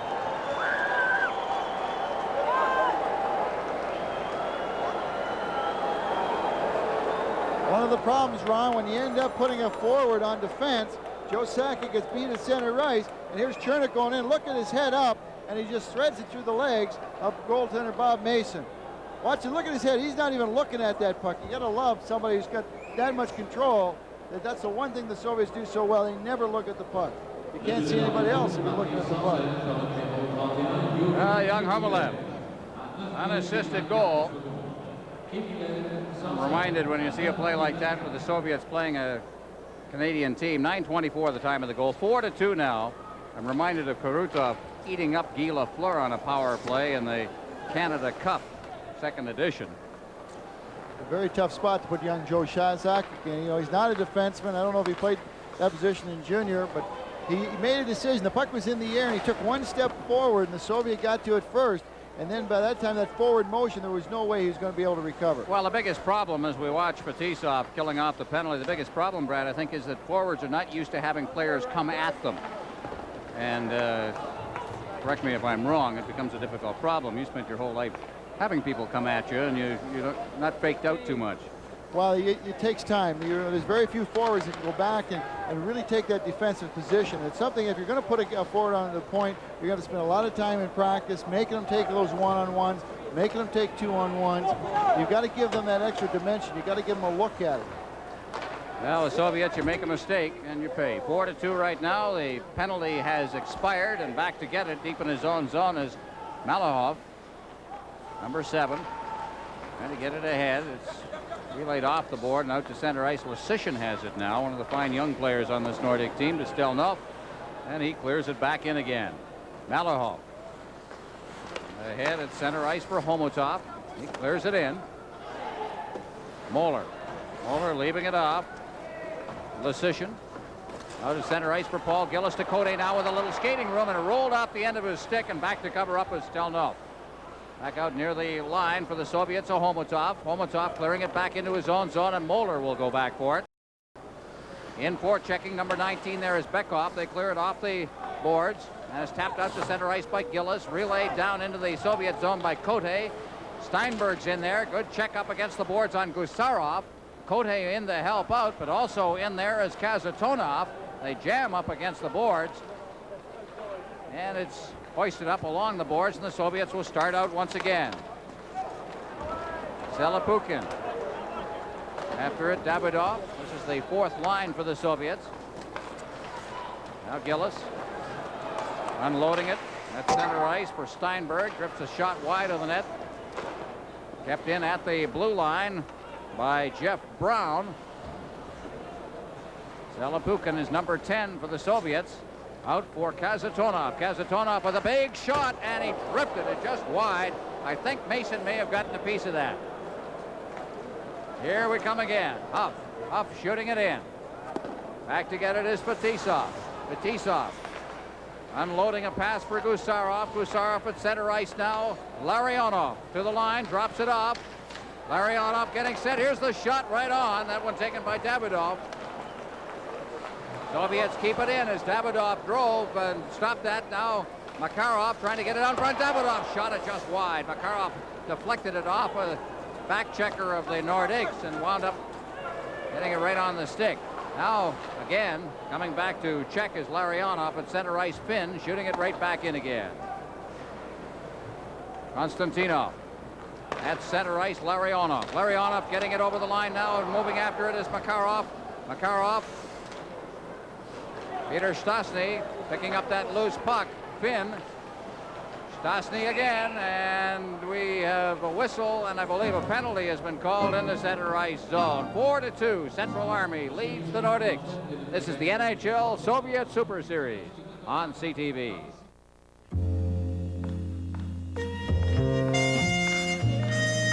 Toyota reveals the key to space, luxury, and performance. The 1989 Toyota Camry. Quality you can trust, with space and luxury to unwind, while optional V6 power winds you home. Who could ask for anything more?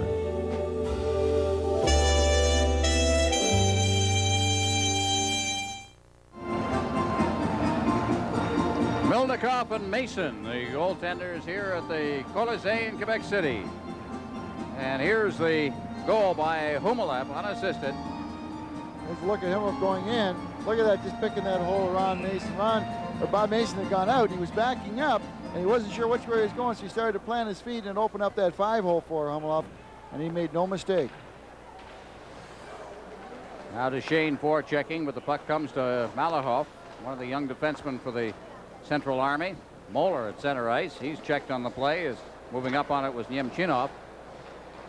Now Humalev.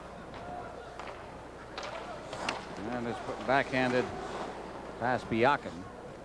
And at center ice to Shane once again. Gets end to Shane. Gets it again. Under a lot of traffic problems. Goulet then ahead for Peter Stastny to Duchesne. Duchesne over the line now. One hands the puck. Goulet moving in after it. Looking for that man in front. Good play. Another big save made by Milnikov. He's made a couple of good ones. He's had some posts going too. He's got the post going, but you watch Milnikov, if we get a replay of this, he goes down. He's really concentrating on covering as much ice as he can with his pads. Watch, he's going to be going down. Here's the shot by Stastny. He's going to do the spread eagle.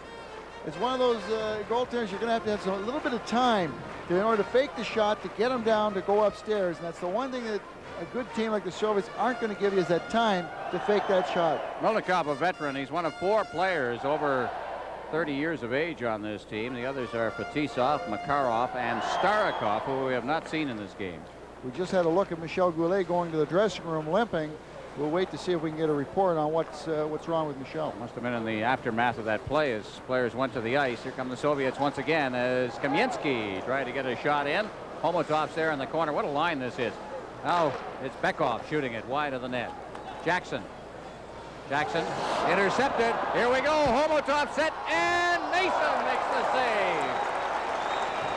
Oh, the goaltenders are putting on a show. Anton Stastny to Podobny. He fights his way, trying to get past Gusarov, who played the man very well. Jackson moves in.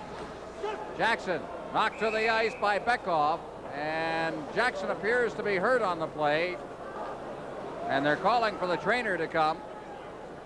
He landed on his shoulder. No, I think he got hit, Ron, by the boards. As he went into the boards, he got trapped, and looks like he took a hip right in on the hip. It looks like it may be a hip point. Here's the watch this now. Watch the turn. There's the hip. Just pinches him into the boards. And you can tell. I can tell you that hurts. Hip pointer. It looks like this might be a hip pointer, and that can be very painful. It can draw out a little while. Things that are difficult to cure: hip pointers and groin injuries. 4-2, Soviets lead. This is the NHL Soviet Super Series on CTV. Can't beat it. The feeling you get from a Coca-Cola Classic. Can't beat the feeling. You know the move that'll make your day. Have a blast, it's coming your way. Can't stop it. The beat, and you're gonna say, hey, can't shake it, can't fake it. The feeling you get from a Coca-Cola Classic. You can't beat the feeling. Well, I guess the only thing you can do sometimes is talk about it a little bit. Jeff Jackson's down in the hallway there. He's in a bit of pain. Here's Mason. Brad, goaltenders have really been good. Well, this is where goaltenders got to spread out. Bob Mason did a good job of doing that. He stayed right with that Soviet player as he came in. They tried to slip it through his legs. I think they've got 2 goals through his legs. Bob Mason knows that, and he closed him down in a hurry there. Took it away from him. Puck is in the corner now. Yarvy's there. Sakic up along the boards, and puck is cleared to center ice. 4-2 is the score. Soviets are leading. Kazatonov now getting it to Gusarov. Gusarov through center ice. This is Homotov over the line. Now this line can really motor. Homotov trying to get it in front. Good move made by Gusarov to cut into open ice. Now Homotov again trying to control it back out near the line, but Gusarov has caught. This is a 2-on-1. Yarvy with Sakic. Yarvy scores!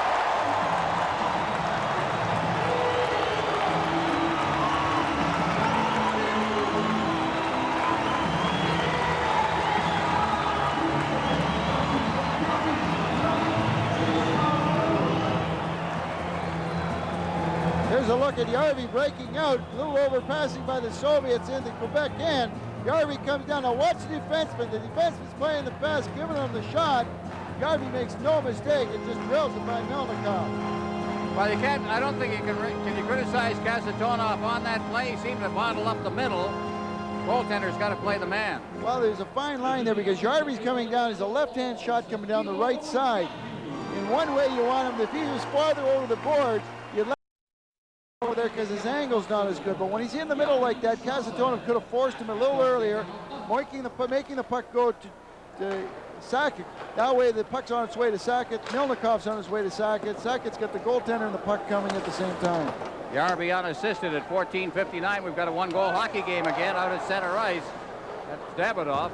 Knocked to the ice, lost his stick, got a new one. Now Goulet over the line, catching up is Peter Stastny. Stastny's all alone! And it's deflected away as Davidoff got in there, and he paid the price for that. Goulet shoots it. Goulet again! Terrific action. Behind the net now. Up against the boards. Finn keeping it in. Nordik's now trying to equalize this game. Konstantinov at center ice, but he's checked by Peter Stastny. Goulet's got it. Ahead for Stastny. Stastny can't reach that puck. Is back to get it as Zelapukin.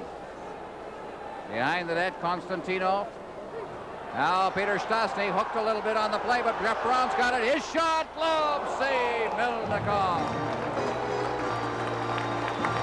All goaltending.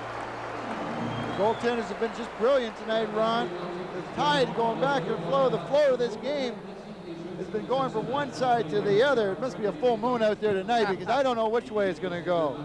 First of all, the Soviets have got total control. They're dominating, make it up to 4-2. Now here's a replay. Watch Peter Stastny here. He moves it over to Goulet. Goulet gets a shot block. He gets the rebound. Now watch the puck come to the left and just trickle away from the net. A glorious chance from Michel Goulet, and I'm glad to see him back. He went into that dressing room, and we're a little worried about that. Well, Goulet's had his injury problems. You know, he's been a very durable guy up until this year. The first game of the season, stretched knee ligaments.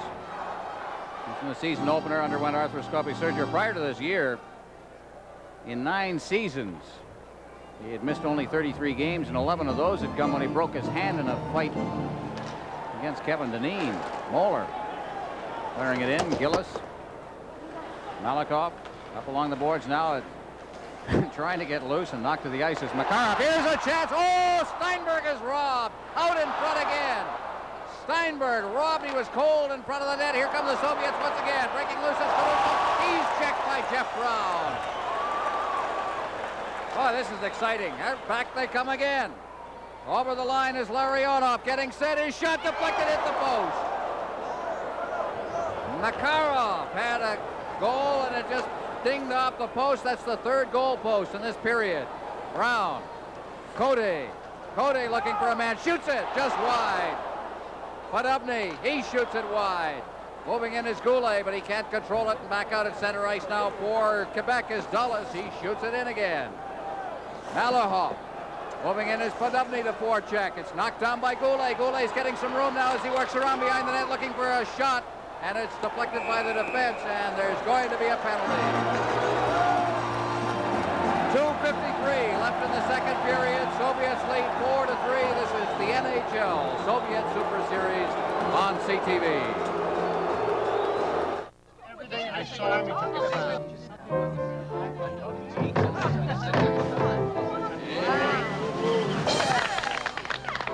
Smooth, Jack. Very smooth. You think that's smooth?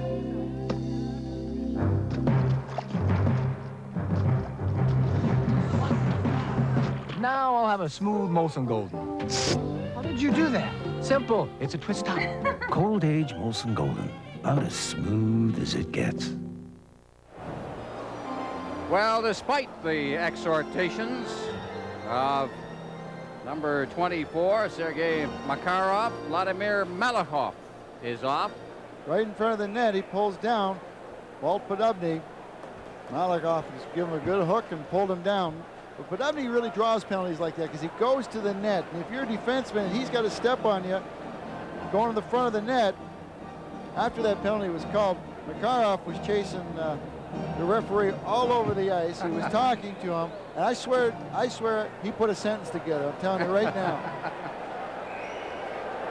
Well, Jean Perron's got to be pretty pleased with his hockey club. He's just taken over this team. Ron Hogarth found something humorous in all of that. Hasn't had an awful lot of work. There generally isn't in these games. He's let Hoagie's also let a lot of things go out there. You know, a lot of hooks, a lot of some pulling down, but he's been calling everything around the net. Here's a shot by Larionov. Now watch the deflection here by Makarov, right? Off the post. Bob Mason had played it perfectly, but he can't do anything like that. Makarov dropped it off, went to the net, and had a good opportunity on that deflection. Now we just got a penalty called right off the face-off to Michel Goulet. Tripping. Where Goulet goes. Let's see what happened here. After all of that. Well, not breaking out if I can help it. Yeah, all right. Umalev went down. Well, that evened all that up in 4 seconds. After all that arguing, Goulet for tripping at 17:11. Malakhov went off at 17:07 for cross-checking. One of the things the Soviets have been very strong in has been their special teams. They've got 2 power play goals tonight. They've got a short-handed goal. This is an ideal situation to watch them on a 4-on-4. Kind of looking forward to. They're used to that big ice service and not as. And when you get a 4-on-4, you're going to have a lot more ice service for them. That's the translator working with Viktor Tikhonov as Gauthier and Bonnie, the linesmen, are over there now. And boy, he's had an awful lot to say as Makarov. He's been talking ever since that first penalty. He's been dying. His hands have been going. You notice that? Yeah. Two, and he keeps saying two. I don't know who he's referring to. Bobby Dulles? Or 2 minutes? It's going to be fun to watch now, Ron, with this 4-on-4. I kind of miss this in the National Hockey League. It's the Wayne Gretzky rule, but what can you do? The officials want to keep it this way. Opens things up. It really. I like to see the better players, and this is when the better players get on the ice an awful lot. The guys who can find the open ice. Peter Stastny now ahead for Sakic now. Sakic with a jump on the defense, but getting back there is Gusarov behind the net. Knocking it away is Kasatonov, and he gets the return pass, and Kasatonov's out at center ice now. Getting it ahead. It's knocked away once again. Back inside his own line. They clear it through center ice. Pumalev unable to control it inside the line. And it's Moeller feeding it right back to Mason at the side of the net. Brown. Jeff Brown. He starts out for the Nordics. He'll flip it in now. Peter Stastny going in to corral that bouncing puck, and it's knocked away from him, but Moeller's right there. Back to Stastny, but it's deflected away. Now Sakic out for Stastny. Stastny trying to get it hit. Moeller in front. Score! Tie hockey game. Jeff Brown parked at the side of the net. A terrific play. Oh, Ron, you got a special team. The special players go out there. Watch how there's nobody out the blue line. Randy Moeller into Brown, redirects it, but Peter Stastny, who's been covered like a tin in front of the net, two guys on him, drops it back to Moeller, the quick pass over to Brown, and we've got a tie hockey game. Well, Jeff Brown liked it.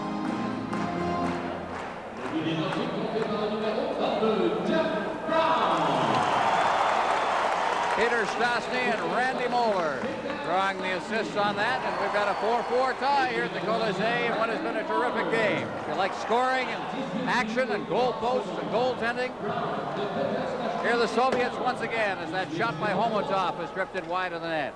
Bekov stopping, ducking around Marwa. Bekov still with that puck now. He's got a man out in front, and Homotov couldn't get it to him. Homotov now picks up the puck in the corner. Number 15. Over to the far side now. Fed into the corner. Bekov is after it in there. Bekov to Homotov, but Anton Stastny picks it up and flips it out to center ice. Chasing back is Vladimir Konstantinov. Konstantinov just unloading that pass for Homotov. Homotov at center ice. Getting it to Larionov. Ahead. Homotov. Back out Fetisov. Fetisov. Larionov trying to control it, but couldn't contain the puck. And it's back inside the Soviet blue line. Stelnov ahead for Fetisov. Fetisov stripped away from him, but offside as Gillis brought it in. A player trapped inside the blue line. That was Alain Cote, and we'll get a face-off. 4-4 tie. 1 second remaining in the penalty to Goulet. They've had a power play going for about 5 seconds. I'll get a chance to take a look at the goal again, Brad. Well, big play. Look at this 4-on-4. You got to remember, nobody's playing defense out here. Everybody's up.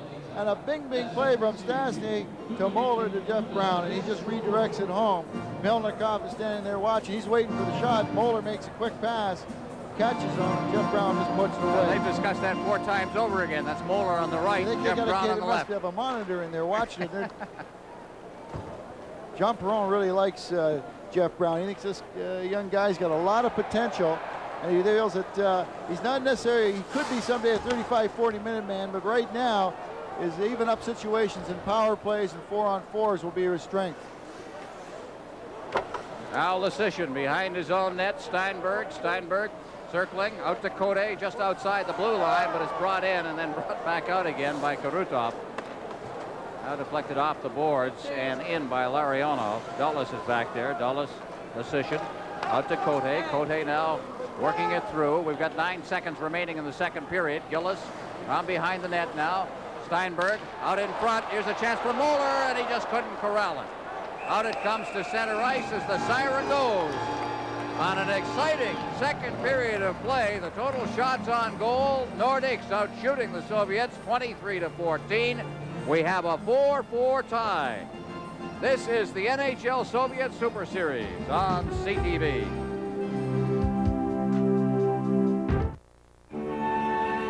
I was eating my cereal as usual when suddenly I was struck by an absolutely delicious idea.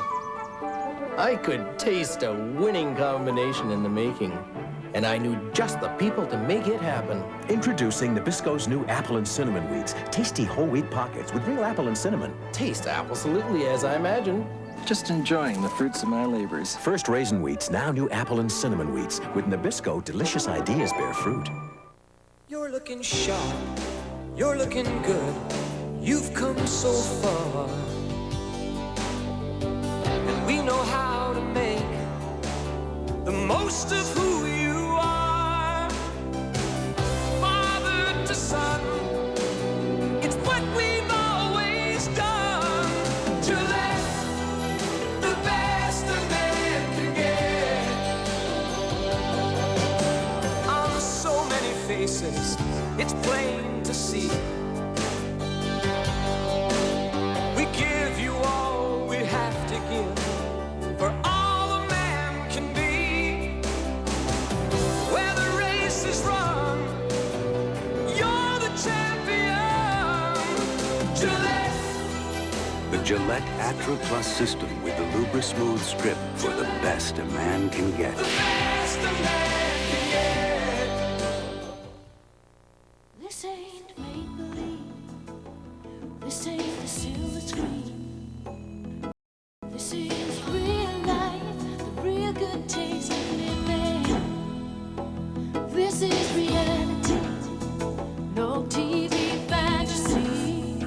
Our secret recipe for one great taste. Kentucky Fried Chicken, the real taste of living.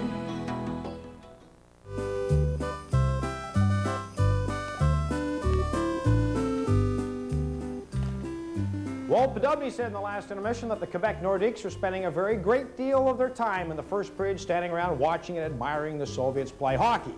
Well, they were trailing by a goal after the first 20 minutes after leading 2-0, but certainly they found their legs in the second frame and came out barnstorming, but had nothing to show for it but a shorthanded goal against, even though they had dominated play and they were down by a couple, but Euro Yarvi got one back. And then we have Jeff Brown scoring to make it a 4-4 hockey game, and certainly heading into the final period, the Quebec Nordiques are in a pretty good position. You have to admire the stamina of these Soviets. They don't complain much either. We've heard of West Coast teams in the National Hockey League complaining about road trips. Well, the Soviets, when they play in North America, of course, are always on the road. And they had a flight to remember, which took them through Brussels from Moscow to New York, to Montreal, to Quebec City, and arrived at 1 o'clock in the morning, Christmas Day, at their hotel. Well, when you hear about people who score winning goals in international hockey games, you think of Paul Henderson, Darryl Sittler, Mario Lemieux. You might also think of Mike Bossy, and he joins us now upstairs with Ron Rouge. Well, we've always got great memories of hockey, great international games. I think Mike Bossy will always remember this one. Great shot from the point, and Mike Bossy right at the side of the net for, I think, one of the most exciting games I've ever broadcast. I don't know, Mike, whether it was as exciting to play it or not, but it was a terrific night for everyone who watched it. Well, it was a super game, one of the best hockey games that I've ever played in, and I felt very fortunate to be able to have scored the winning goal that night. Tell me about these games. You know, we used to hear complaints from the players that, you know, they interrupted the regular season and so on. There's still I imagine there's still a warm spot for being able to challenge maybe a different hockey system, a different way of doing things, or just great athletes. Well, you know, I think that during the season, as like tonight the Nordiques are playing the Russians, it does create some sort of problems, because it does come right in the middle of your season and it's right after Christmas. But I think that you don't realize the experience that you were able to have until after your career, like I am now, and I watch these games, and I'm very grateful to have been able to play in so many international competitions. Might say right now, Mike, of course, retired this year, bad back problems. How is the back now? Well, the back really isn't any better. As a matter of fact, it's probably a little worse than it was when I was playing, but I don't have to get up every morning and practice, so it doesn't make it that bad. And broadcasting hockey games now for 4 Saisons, the Quebec French network, and an author. Tell us a little bit about the book and how it's going. Well, the book is basically about my hockey career from a youngster right up until my National Hockey League career, and I talk about the Stanley Cups and about my international hockey competition, and there's a couple of funny stories in there also. I imagine so. Some great years, of course, with the New York Islanders. Quick comment on this game. We've said it a couple of times, pretty exciting. It's kind of a fun game. Yeah, it is. It's a pretty exciting hockey game. I think that it's a typical game. There's a lot of skating, there's a lot of scoring, not too many body checks, and it's you know, a typical game for after or during the holidays. And at the same time, my family is having a reunion today, and I know they're at home watching. I'm sorry I couldn't be there, but I had to work. I hope you're all having fun. Okay, Mike, good luck on the book. Good luck on your broadcasting career. Thank you. Mike Bossy joining us here. Dan Matheson's down below. He'll be back in just a moment.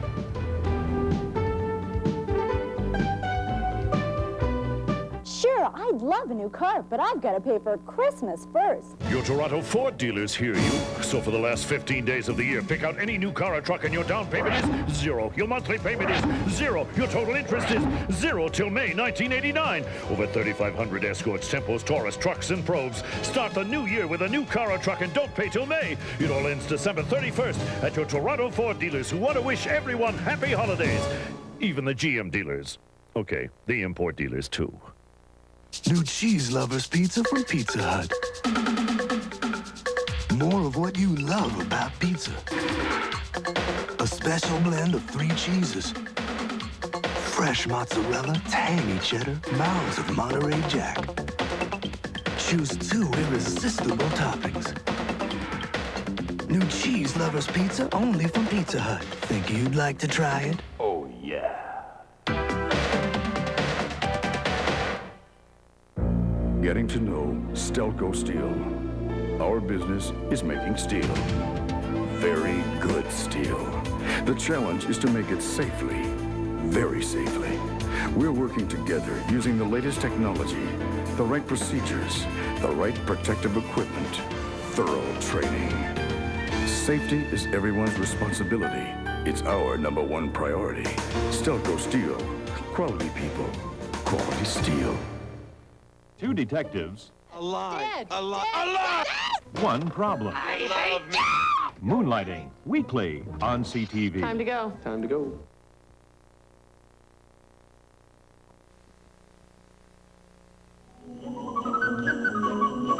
The Quebec Nordicks have scored the first 2 goals in this hockey game and the last 2, and they've tied Central Army with 20 minutes to play at 4 apiece. Certainly it's been a momentous year for this hockey team, which is still in Quebec City, very much because of Marcel Aubu, who at one time was just the team president, now part owner. Maybe you can quickly tell us what happened in that story. Well, the story was that Colin O'Keefe, who owns the team, decided to sell the control of the team. They sold it to somebody outside of this province, and that we didn't know. Who was and that? Then anyway?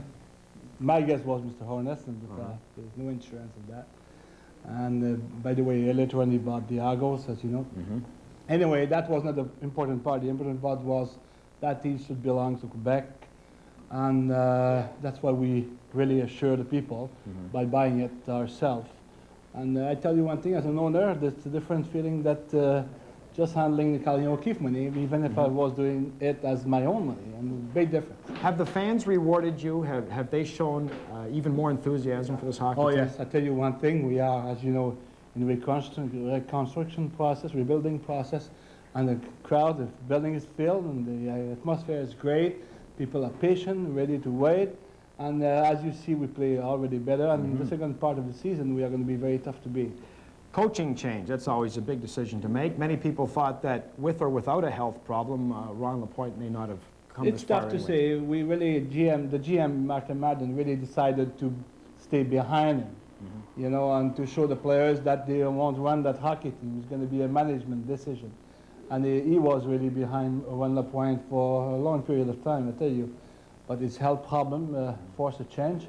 And since it's curious and it's doing better. And I would say, though, that probably with Montreal Canadian game, that Ron coaches the last game, have been the steps to go forward and do better than the first half. You've got the Soviets in your building tonight. You had them in rendezvous.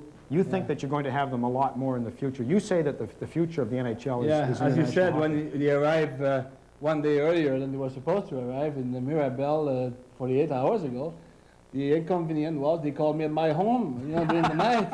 I figured I said, just call Marcel Aubu. And you know, we met together in a very close way in the Rendezvous with the 7, and since we kept good relation, they were very pleased about that big event.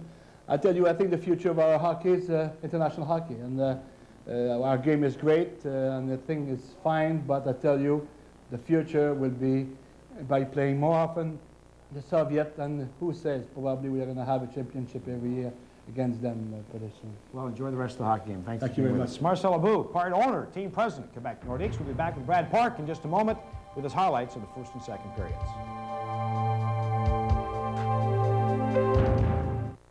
Once we open the doors on Sears Boxing Week sale and clearance, there'll be so many year-end savings and values. Well, you won't believe your eyes. At Sears, you get your money's worth. This week at Sears. Your money's worth and more.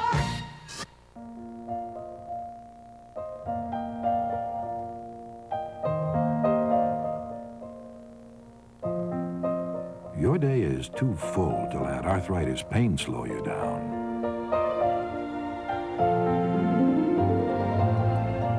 Introducing long-lasting Arthricin, timed-release arthritis pain relief that lasts up to 12 full hours. So you can too. Arthricin. Once we open the doors on Sears Boxing Week sale and clearance, there'll be so many year-end savings and values. Well, you won't believe your eyes. At Sears, you get your money's worth. This week at Sears. Your money's worth and more.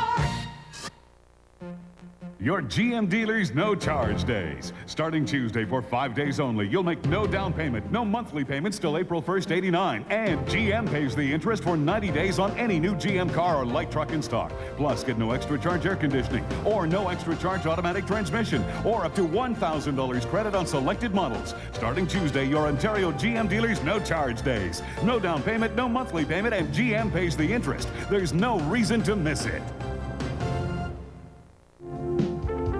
Second period, it was Yuri Haimalav scoring for Central Army at 9:24. That was a short-handed goal, and maybe some Quebec fans thought that the Nordiques were in big trouble, but back they came with Eero Järvi and then Jeff Brown scoring in the last 6 minutes of that second frame. And Brad's here now with a look at the tying goal. Shots on goal favoring the Nordiques in that period and now in the game today. Well, I give the Nordiques a lot of credit with bouncing back here. They're putting some tremendous pressure on the Soviets in their end. As the puck comes out of the corner, comes out to the point. Watch Peter Stastny take two guys out to Moeller, over to Jeff Brown, tie game in the second period. That's a big goal for Quebec because they were faltering. To get 2 goals back in the last 6 minutes and bring them back in that game is a big tough. 4-4. This game will be decided in the third period. NHL rules prevail. There could be overtime. Stay with us on CTV.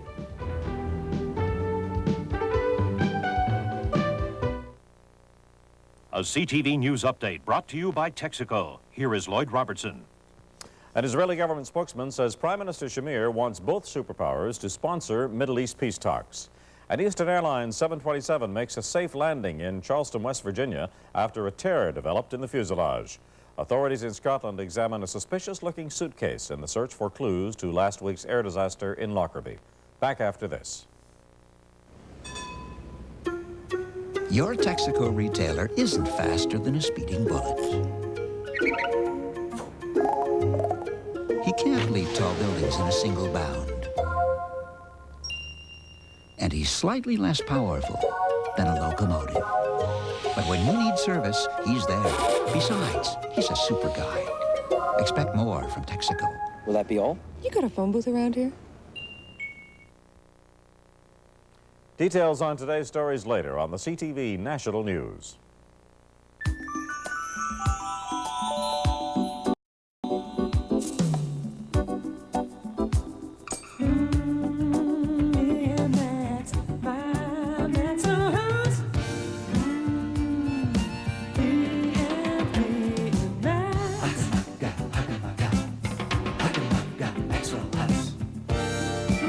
It's no wonder people love the great taste of Max. When the mug you hug is good to the last drop. Sega challenges you with Afterburner, a game so exciting you can imagine you're in for the fight of your life. Game and Master System sold separately. Afterburner gives you the real dogfight excitement of the arcade version. Yeah. Like barrel rolls, nosedives, supersonic speed, and radar lock-ons. Your turn to burn. Let's take it home. Afterburner, only on the Sega system. Sega, the challenge will always be there.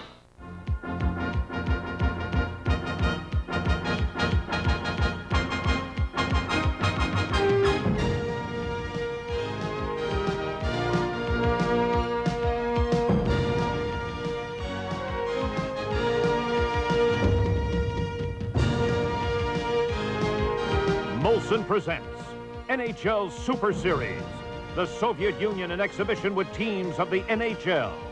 Brought to you in part by Coca-Cola Classic, you can't beat the feeling. By your local McDonald's restaurant. By Lloyd's Bank Canada, the new breed of bank with quality branches coast to coast. And by Sega Video Games. Only Sega brings electronic 3D technology into your home.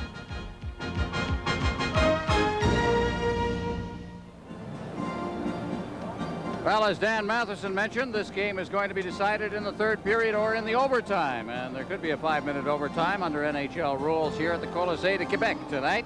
4-4 tie as you look at Jean Perron, the new coach of the Nordics. Well, life goes on in the National Hockey League. One final score. The New York Rangers have defeated the New Jersey Devils 5-1. 2 goals by Thomas Sandstrom in that game. That game played at Madison Square Garden.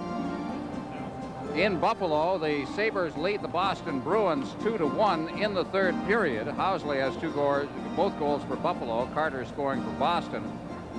Hartford and Pittsburgh tied at 2 in the second period of their game. Don Maloney, who was just acquired by Hartford, scoring one of the goals for the Whalers. Zalapsky and Hannon for Pittsburgh. Lemieux has an assist in that game. Should go over these trades, by the way. Hartford and the Rangers made a deal this afternoon. Kerry Wilson has gone from the Hartford Whalers to the Rangers in return for Norm McIver, Don Maloney, and Brian Lawton. And Rick Vive has been traded by the Chicago Blackhawks to Buffalo for Adam Creighton. 2 deals made this afternoon. New York Islanders trailing the Toronto Maple Leafs 3-2 in the second period of their game. That game taking place at Maple Leaf Gardens tonight. Play underway here in the third period. And from the faceoff, Mario Marois picking it up deep in his own zone and bringing it to center ice himself and shooting it in. Fetisov going up against the boards, but Steinberg's there, and coming back to pick up the loose puck is Igor Larionov. He gets it out to center ice, and Marois just drives it right back in again. Fetisov behind his own net. Steinberg in there to check on him. Fetisov, Steinberg steals the puck, tries to get set in front of the net. There's a shot. It's loose in front. Players go down. It's still loose. Code can't reach it. And it's cleared off to the wing and out to center ice by Finn. Finn's got it. Finn clearing it to Steinberg. Loose in the center ice zone. Karutov to Makarov, who clears it in, and Finn is back there to pick it up. Finn, far side, out to center ice now. Shot right by Kazatonov, deep into the Soviet zone. Peter Stastny is in there. Is rattled off the boards by Alexei Gusarov. And the Soviets will start out. Out at center ice, Makarov leaving it there for Bekov. Bekov's over the line. He's got that great speed. There's the shot. Good save made again by Bob Mason. Up along the boards now. Duchesne is stopped on the play. Homotov dropping it off. There's Gusarov. Gusarov loses it to Peter Stastny. Goulet can't hold it at the line. Kazatonov gets it to center ice. Tries a lead pass for Bekov, but that was into the traffic. And once again, Nordic's back. Duchesne working for the corner, clears it in front. It's blocked at the defense as Kazatonov is right there. Now Moeller trying to find a man in front. There's a shot wide of the net. Homotov for the Soviets. Out at center ice, Homotov flipping a pass to this side for Kamensky. Kamensky trying to work in. It's relayed by Homotov into the corner for Kamensky. He's stopped. Duchesne's got it. He clears it along the boards and out to center ice through the legs of Malikov. And the Nordics have got it. Goulet can't control at center ice. The Soviets with Malikov getting a return pass out at center ice and into the Nordic zone. And back to get it is Curtis Lasician. Out along the boards, Sakic, Lasician getting the pass out for Dulles. He clears it through center ice, and going back to pick it up will be Malikov. Malikov turning, clearing it into the corner.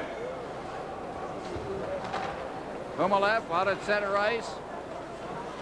Cutting across ice, it's cleared back in again. And once again, Lasician.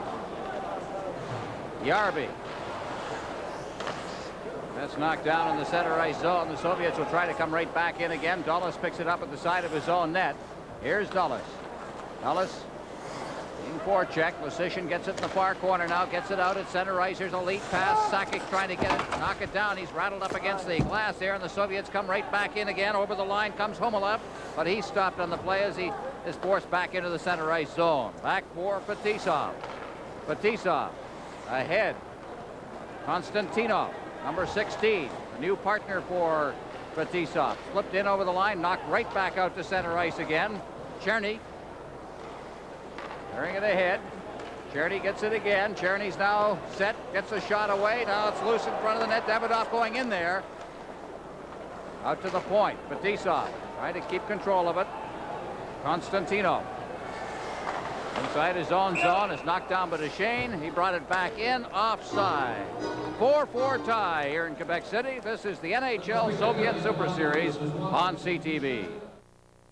Are you up? Are you in? Are you ready to begin? You wanna go for it? Rock and roll with it. Are you up for it? What are you looking at?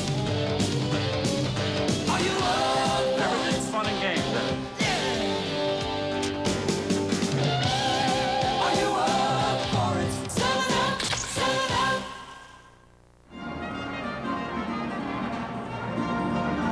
4-4 tie from Le Colisée du Québec. Starting to see a little fatigue, Ron, and the players have been skating very strongly for the first two periods. But right now you're starting to see some of the plays not clicking because of a little bit of fatigue. So I would look for the coaches to start short shifting the players a little bit more and to keep those legs strong. On the face-off, Steinberg moving in after it. Karutov is number 9 in the corner, tried to get it out. Gillis kept it in. Cote in for Steinberg. Now he's looking for a man in front. Nobody got in position. And Makarov takes over behind his own net. Leaves it for Kazatonov. Kazatonov flipping it there for Karutov, who just lets it lie there for Gusarov, who sends it to center ice. Karutov's over the line. Now Karutov trying to circle around the defense. He's around the net. Checked by Finn.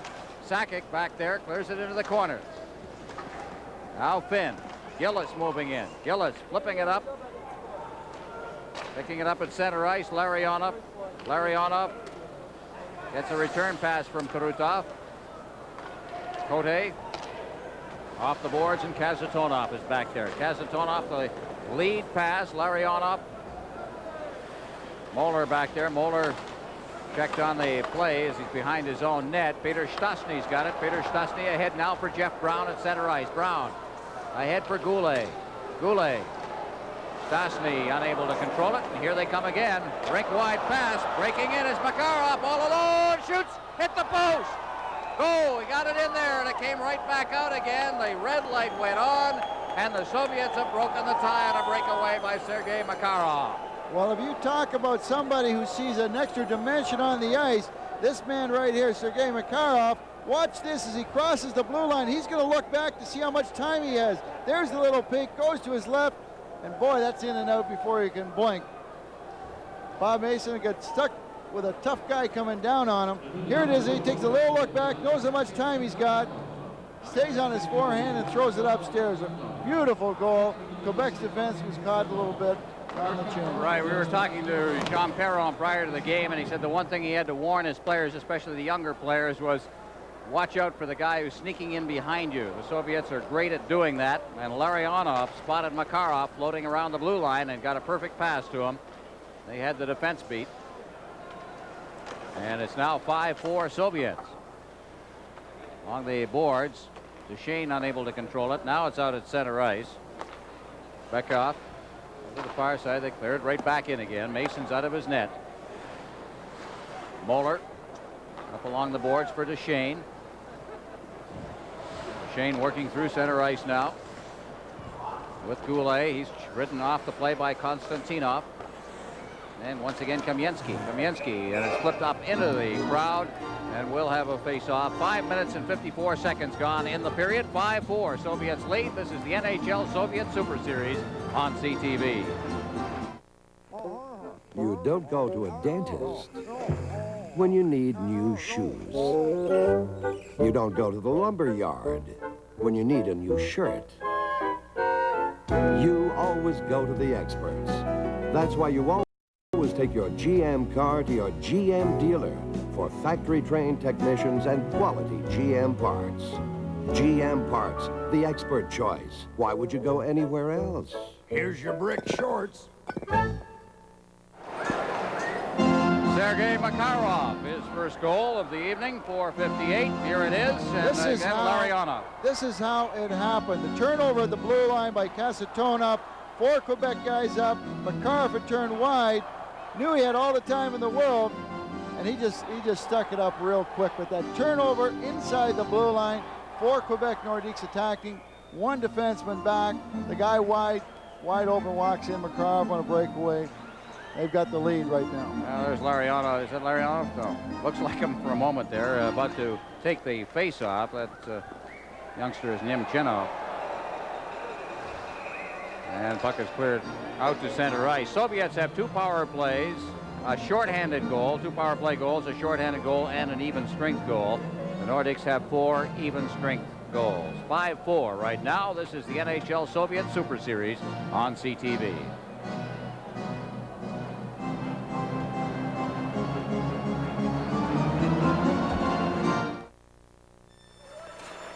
We'll love this game forever. Play to win right from the start. But what's the use in winning? Friends are torn apart. There's nothing halfway about it. That's always been our call. It says it all. Well, now's the time the Nordics power play needs to get going. Ilya Byakin has been called for tripping at the 6-minute mark. Nordics with the 4 even strength goals, and they trail by a goal, 5-4. They've got the power out there, you know, when they get their people, Podubny and Stastny and Goulet, a couple of point people like Brown and Sakic. They do have some people who can move the puck very well. And this is the one area when they get the healthy people back that makes a big difference, because the puck just moves that much smoother when you get guys out there with good hands. Soviets killing off the penalty and doing well so far. This is cleared back in over the line. Homolev is the one doing most of the work there, number 31. Peter Stastny now handing it off out at center ice. Podubny circling through center ice. Podubny along with Sakic over the line, and it's offside as Peter Stastny got in too quickly. As we take a look at young Joe Sakic, the Canadian Junior Player of the Year last year from Burnaby, BC. Jean Perron really likes Joe Sakic. He likes the way he handles the puck. His sixth sense, as he calls it, for getting in the holes. A lot of people didn't think Joe Sakic was a very good skater, but as far as Jean Perron is concerned, he gets there at the right time. And that's the sign of a good player. It doesn't matter how you get there, but if you got to get there at the right time, and Joe Sakic does that.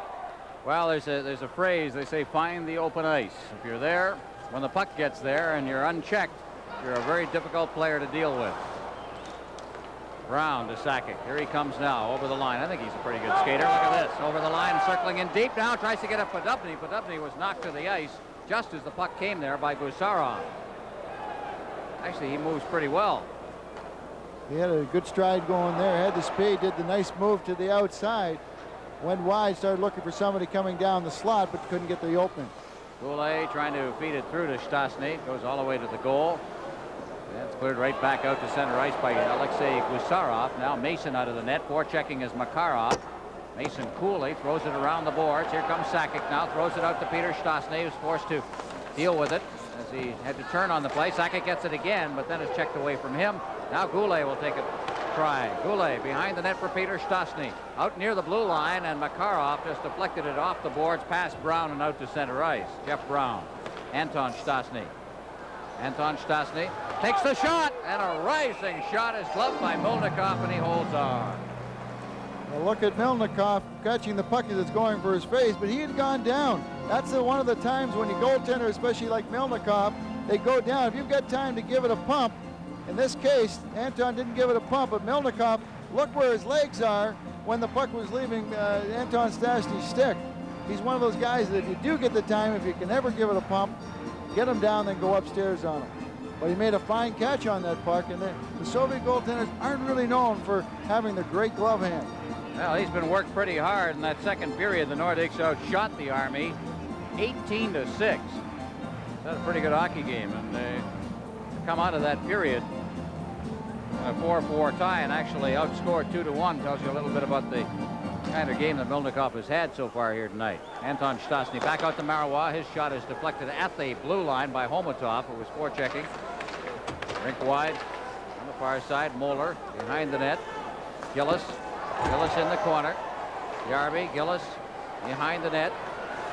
Ready to get set now out in front. That's Anton Stastny getting it out. Gillis drops it back for Marois. Marois trying to get a cleaner shot, and it's deflected all the way to center ice now. Biakin all alone. Biakin gets set, goes to the backhand, and shot it wide.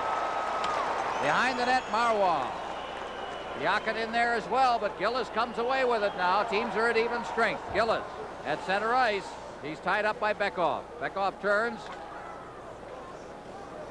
Chopped in over the line by Homotov. Finn will go back for it. Finn behind his own net. Sakic comes back to help out. Finn then sends it straight up ice. And for the Nordicks is to Shane, clearing it in. Fetisov also in there. It's knocked away and out to center ice. That was Hupp who was trying to get set. Soviets right back in over the line now.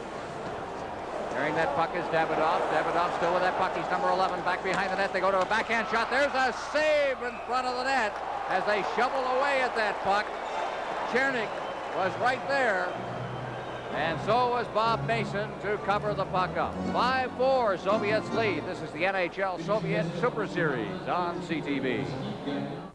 Jeep Cherokee has available four-wheel anti-lock brakes. The most powerful engine in its class.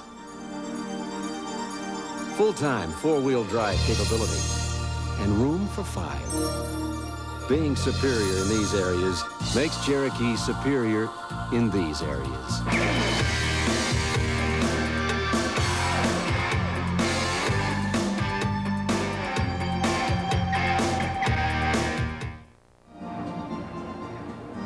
And a look at Bob Mason. If Milnikov was busy in the second period, Bob Mason has definitely been busy in this period. Here's a breakaway by Biakin. Watch him go to his backhand, but it goes off the end and just goes wide of the net. The difference between having Makarov coming, and here's the last flurry around Bob Mason. This could be the save of the game by Bob Mason getting out with his blocker, especially if it brings Quebec back. If they can tie this game up, I'm going to say that could be the turning point in this period with that save. Face off deep in the Nordic zone. Number 26 for the Soviets is Chernik. Trying to get things lined up here. And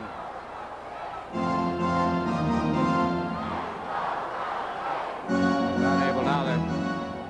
Steinberg, what's happening is outside on the outer rim of the face-off circle. Davidoff and Steinberger jostling a little bit. Out from the face-off, Bobby Dulles skates behind. That clears it around the boards, and it winds up going past Steinberg and out to center ice. Back there is Chernik. Chernik to Fetisov. Fetisov ahead. Davidoff. Davidoff is checked by Steinberg. Inside the blue line now, there's a player hurt as Steinberg checking aggressively near the blue line. And a player went down just at the blue line. I can't see who it is as we look down from our vantage point. Steinberg really collided very, very hard on the boards here. Watch the check here. Here comes Steinberg. It's number 11. That's Davidoff. Davidoff. Now watch his head hit the boards here. And as he falls, I believe his head also hit the ice.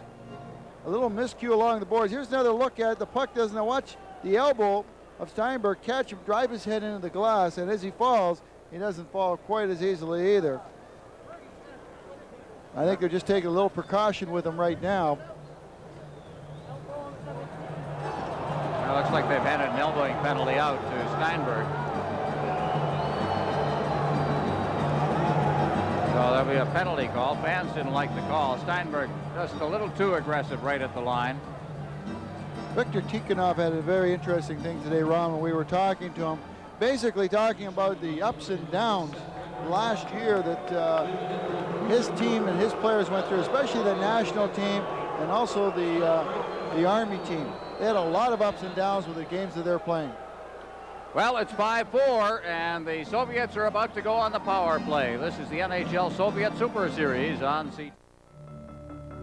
If you are the person who chooses the copier for your company, the copier that everyone counts on every day, which copier are you going to choose?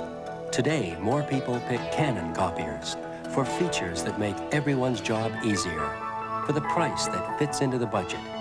Above all, they pick Canon for peace of mind. Because after all, this is the copier that everyone counts on every day.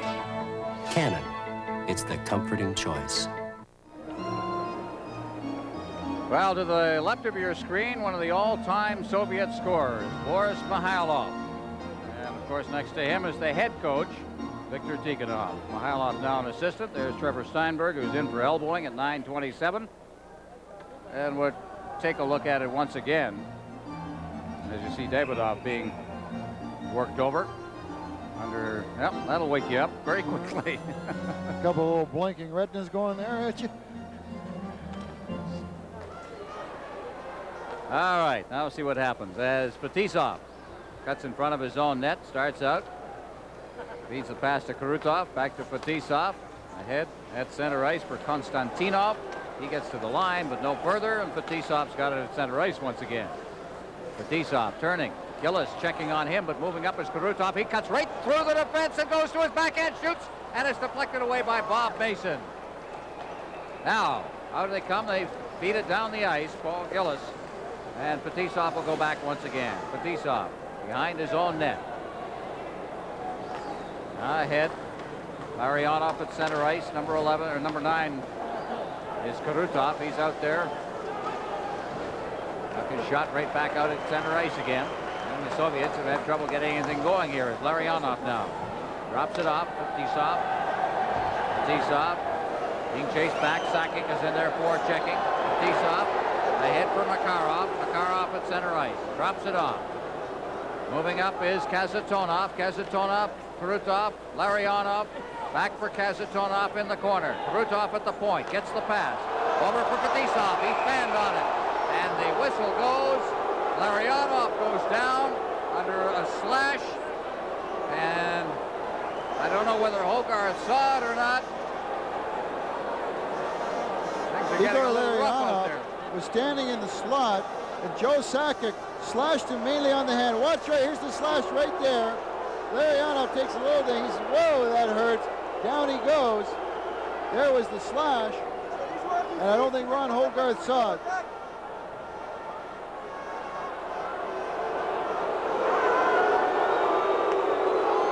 There's no doubt about it. We have the benefit of the replay. I think in the case of Ron Hogarth was probably looking at the puck, probably looking at the front of the net, and this happened out between the hash marks and the top of the circle, and he probably wasn't keying on it. I think the linesman saw it. He's saying something to Joe Sakic, and he's probably saying, Joe, was that really necessary? Well, Larionov in a little bit of pain. 45 seconds left in the penalty to Steinberg. That's Mario Gosselin sitting number 33 at the end of the bench, former Canadian Olympian. Played in the 84 games in Sarajevo. And the linesman has come in and said something to Hogarth. Wayne Bonney, he saw it. Of course, linesmen can't call that sort of thing. Sometimes think they should be able to. Out of center ice, it's Gillis again, flipping it in. And back for the Soviets is Homotov. Homotov starting out, leads it ahead for Bekov. Bekov turning, gets it out to center ice by everybody. It's chipped free by Homotov, and Gillis has it. Gillis getting it back, and they'll golf it down the ice. Out of the net now and flipped up along the boards is Milnikov. Moving in is Gillis. Gillis circling the net. Gillis swinging to the far side. 8 seconds left in the power play, and it's shot out to center ice as the Nordicks will kill this one off. Duchesne now. Duchesne circling, and the penalty has expired. Duchesne back near his own line. Drops it back now. And a good hand for the penalty killers here as Jeff Brown clears it down. There to get it is Kasatonov. Kasatonov with the Soviets leading 5-4. Out at center ice now for Bekov. Bekov clearing it in over the line. Yakin. Stastny. Peter Stastny over the line now. Gets it to Podubny. Podubny shoots right on. Juggled momentarily by Molnikov. And he holds on for the faceoff. 8:04 left in regulation time. As you look at Walt Podubny, former Ranger high scorer. And a dangerous shooter. Ron, one of the things that scares you, watch how deep in the net Molnikov is. When this shot comes, look where he is. Instead of being out challenging the shooter, the one thing that scares me about Soviet goaltenders, and we saw it a lot at the Olympics and the Canada Cup last year, was they're not out challenging the shooters, and that shot almost handcuffed them when it should have been hitting them in the pads.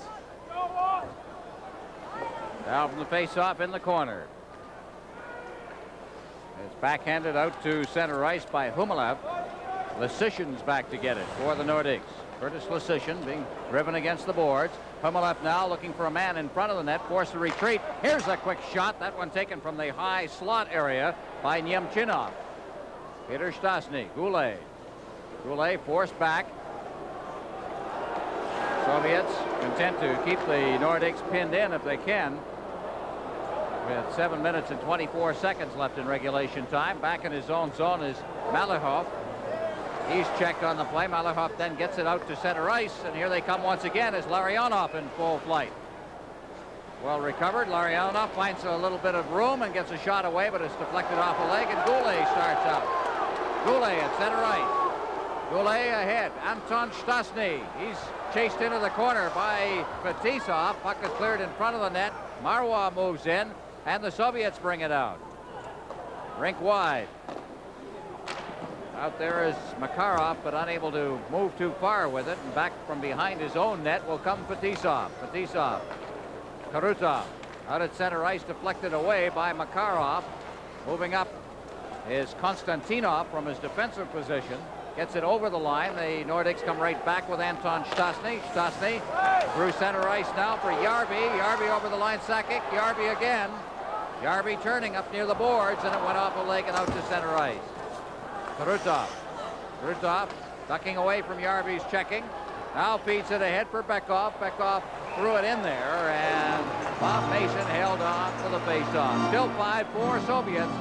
This is the NHL Soviet Super Series on CTV. Once upon a time this winter, 3 cars had trouble with hesitation from gas line freezer. And in cold, damp weather, stalling. Oh my. Not to mention rough idling. Goodness me. Then along came specially formulated SO no trouble gasoline for winter. Aren't happy endings fun?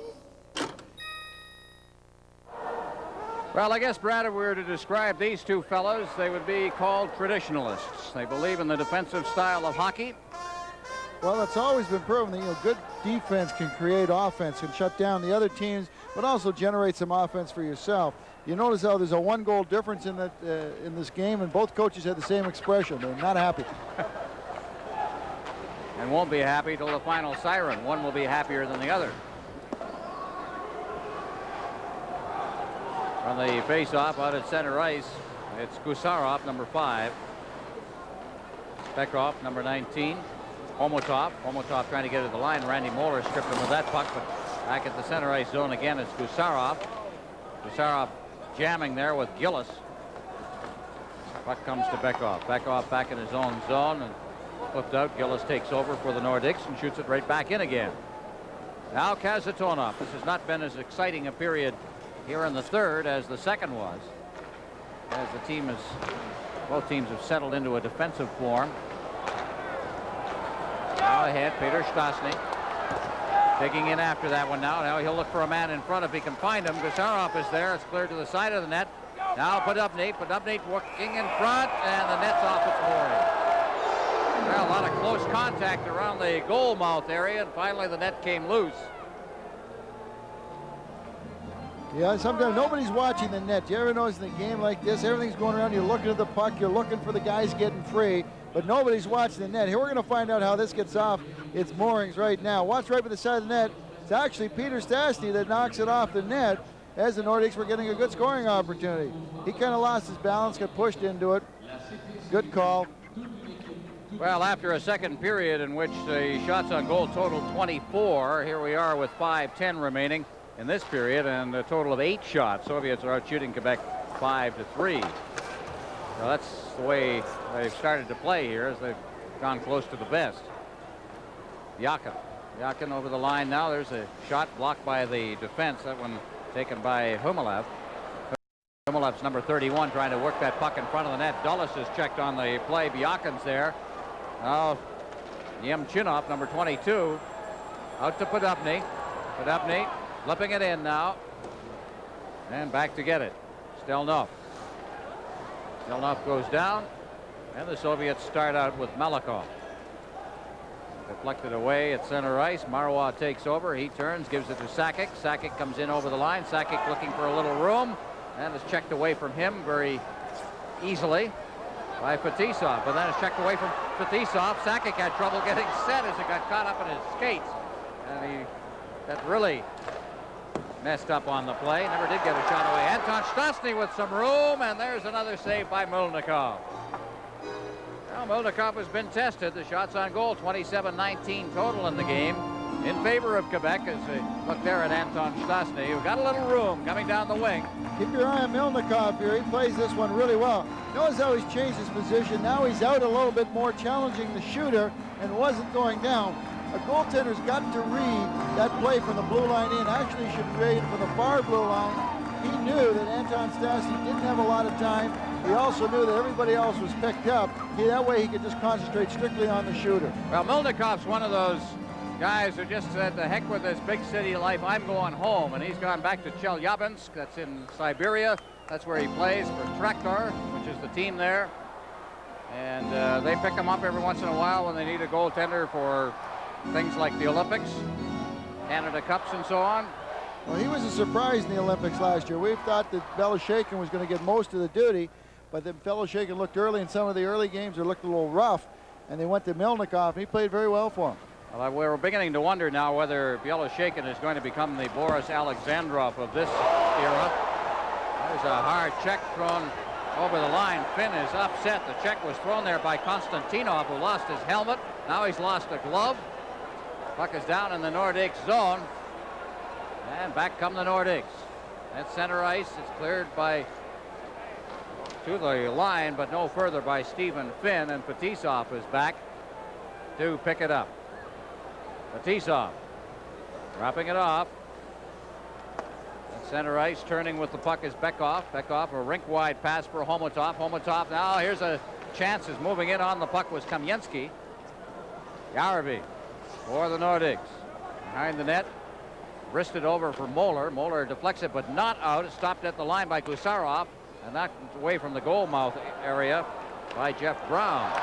Yarvi, long lead pass now. Here they come with Huff working to the side of the net, and it bounces up right into the hands of Milnikov. He holds on for the faceoff. Still 5-4, Soviets lead. This is the NHL Soviet Super Series on CTV. To make it so tasty, I want to be part of you. I want to make it so tasty that no one else will do. They call me Mellow Yellow, just butter it. They call me Mellow Yellow, yes, butter it. They call me Mellow Yellow.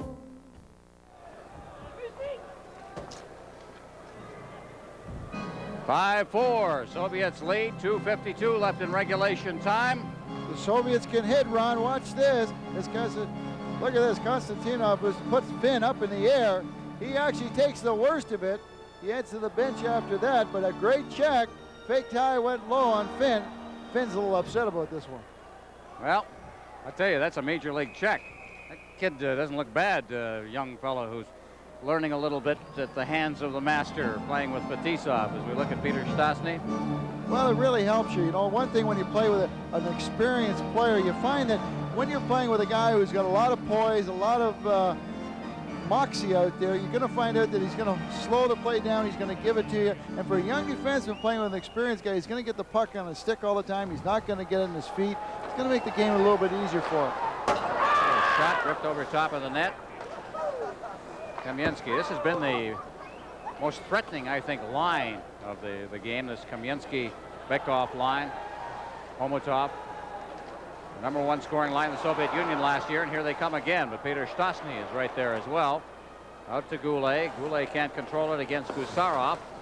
Now Peter Stastny once again. Stastny, but he's stopped as he crossed the line by Kamensky.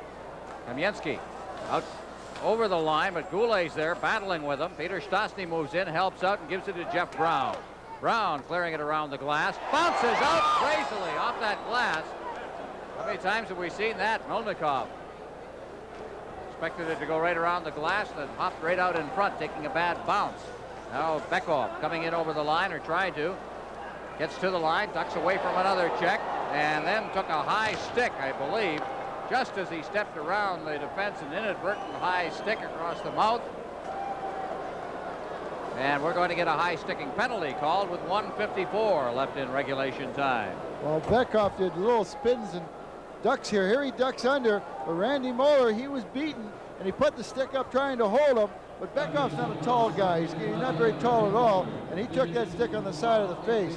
Just to give you an idea, Bekov, he's not, he's one of the smallest Soviet players that I've seen in a long time, but his talent, if you saw him wheel and deal along the boards there, he actually beat 2 Quebec Nordiques before Moeller had to put the stick on him. High sticking at 18:06. I don't care how tall you are. The stick was not meant in this game to be carried that high.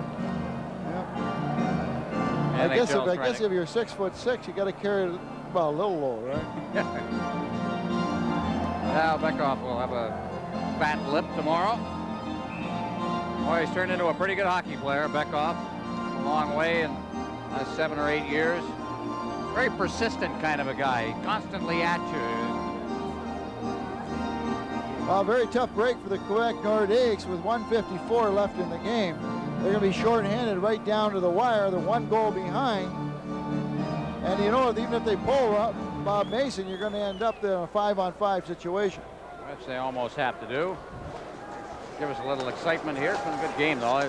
Behind the net is Marwa being checked. Cleared along the boards. Gillis will clear it out now. Here's Sakic. All alone. Sakic in. Shoots.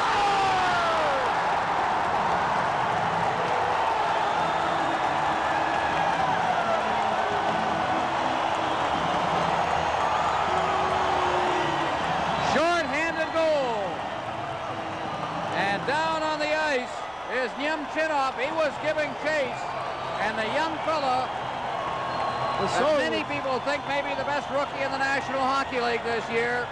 He actually pushed the puck too far ahead of him, catches up, but very, very quick hands. Watch how quickly he pulls that puck around Melnikov and tucks in. Here he's reaching for it. Watch him go to his right. But what an awful collision with the goalpost. Oh. Sometimes you got to do things in this game you don't want to do. But Joe Sakic makes up for that slash earlier in the period on Larionov, comes back with a big short-handed goal, and injured on the play is number 21 Stelnov, who chased Sakic the length of the ice, made the dive for Sakic, but hit the post. Well, there's young Joe Sakic, who was hurt and missed a fair amount of playing time. He's already recorded 2 hat tricks in his first year in the NHL against the Islanders and the Canadiens. And there's Nemchinov, who desperately tried to dive and knock the puck away, and that looks like a shoulder injury. He really came hard into that goal post. Well, I'll tell you what, the one thing that Jean Perron has said before the game that he wanted his players, he had a problem was that he couldn't play within the clock. You tell me how, with the Soviets have a 1-goal lead, they know they can't get caught, and they get caught for a breakaway and a shorthanded goal. It can happen to the Quebec Nordiques. It can happen to the Central Army. Well, Sakic from Gillis and Mario Marwa. And overtime looms here as Fetisov comes to center ice. He's forced back. Yazatonov. Karutov. The Soviets with their big line out there, now getting it to Kazatonov, who's now working with Fetisov. One of the rare occasions. Puck is in deep along the boards. Well, they clear it right on the stick of Stephen Finn, and he clears it down the ice. 51 seconds left in regulation time. Fetisov ahead for Makarov. Makarov hits the line. Makarov trying to split the defense. Now gets it back to Kazatonov. He has a big shot, but he gives it to Fetisov. Fetisov circling. Kazatonov. Kazatonov trying to flip it through. That was intended for Larionov, and it's cleared down the ice. 30 seconds left in regulation time. 5-5 tie here at the Colisée.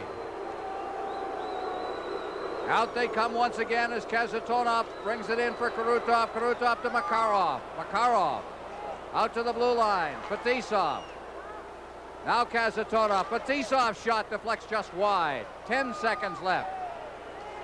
Makarov. Fetisov over for Kazatonov. Kazatonov. Now it's Makarov, and he couldn't get the shot away as Brown dove in front of it. And we'll have overtime. What an inspiration that goal by Joe Sakic was. The Nordics completely shut down the power play of the Central Army. What an inspiration that goal was. Well, Melnikov over near his bench.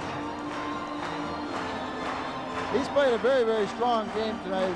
And I know he's going to feel bad because they scored on that breakaway at the end. And there's the guy that's the hero right now, Joe Sakic, who tied the game up.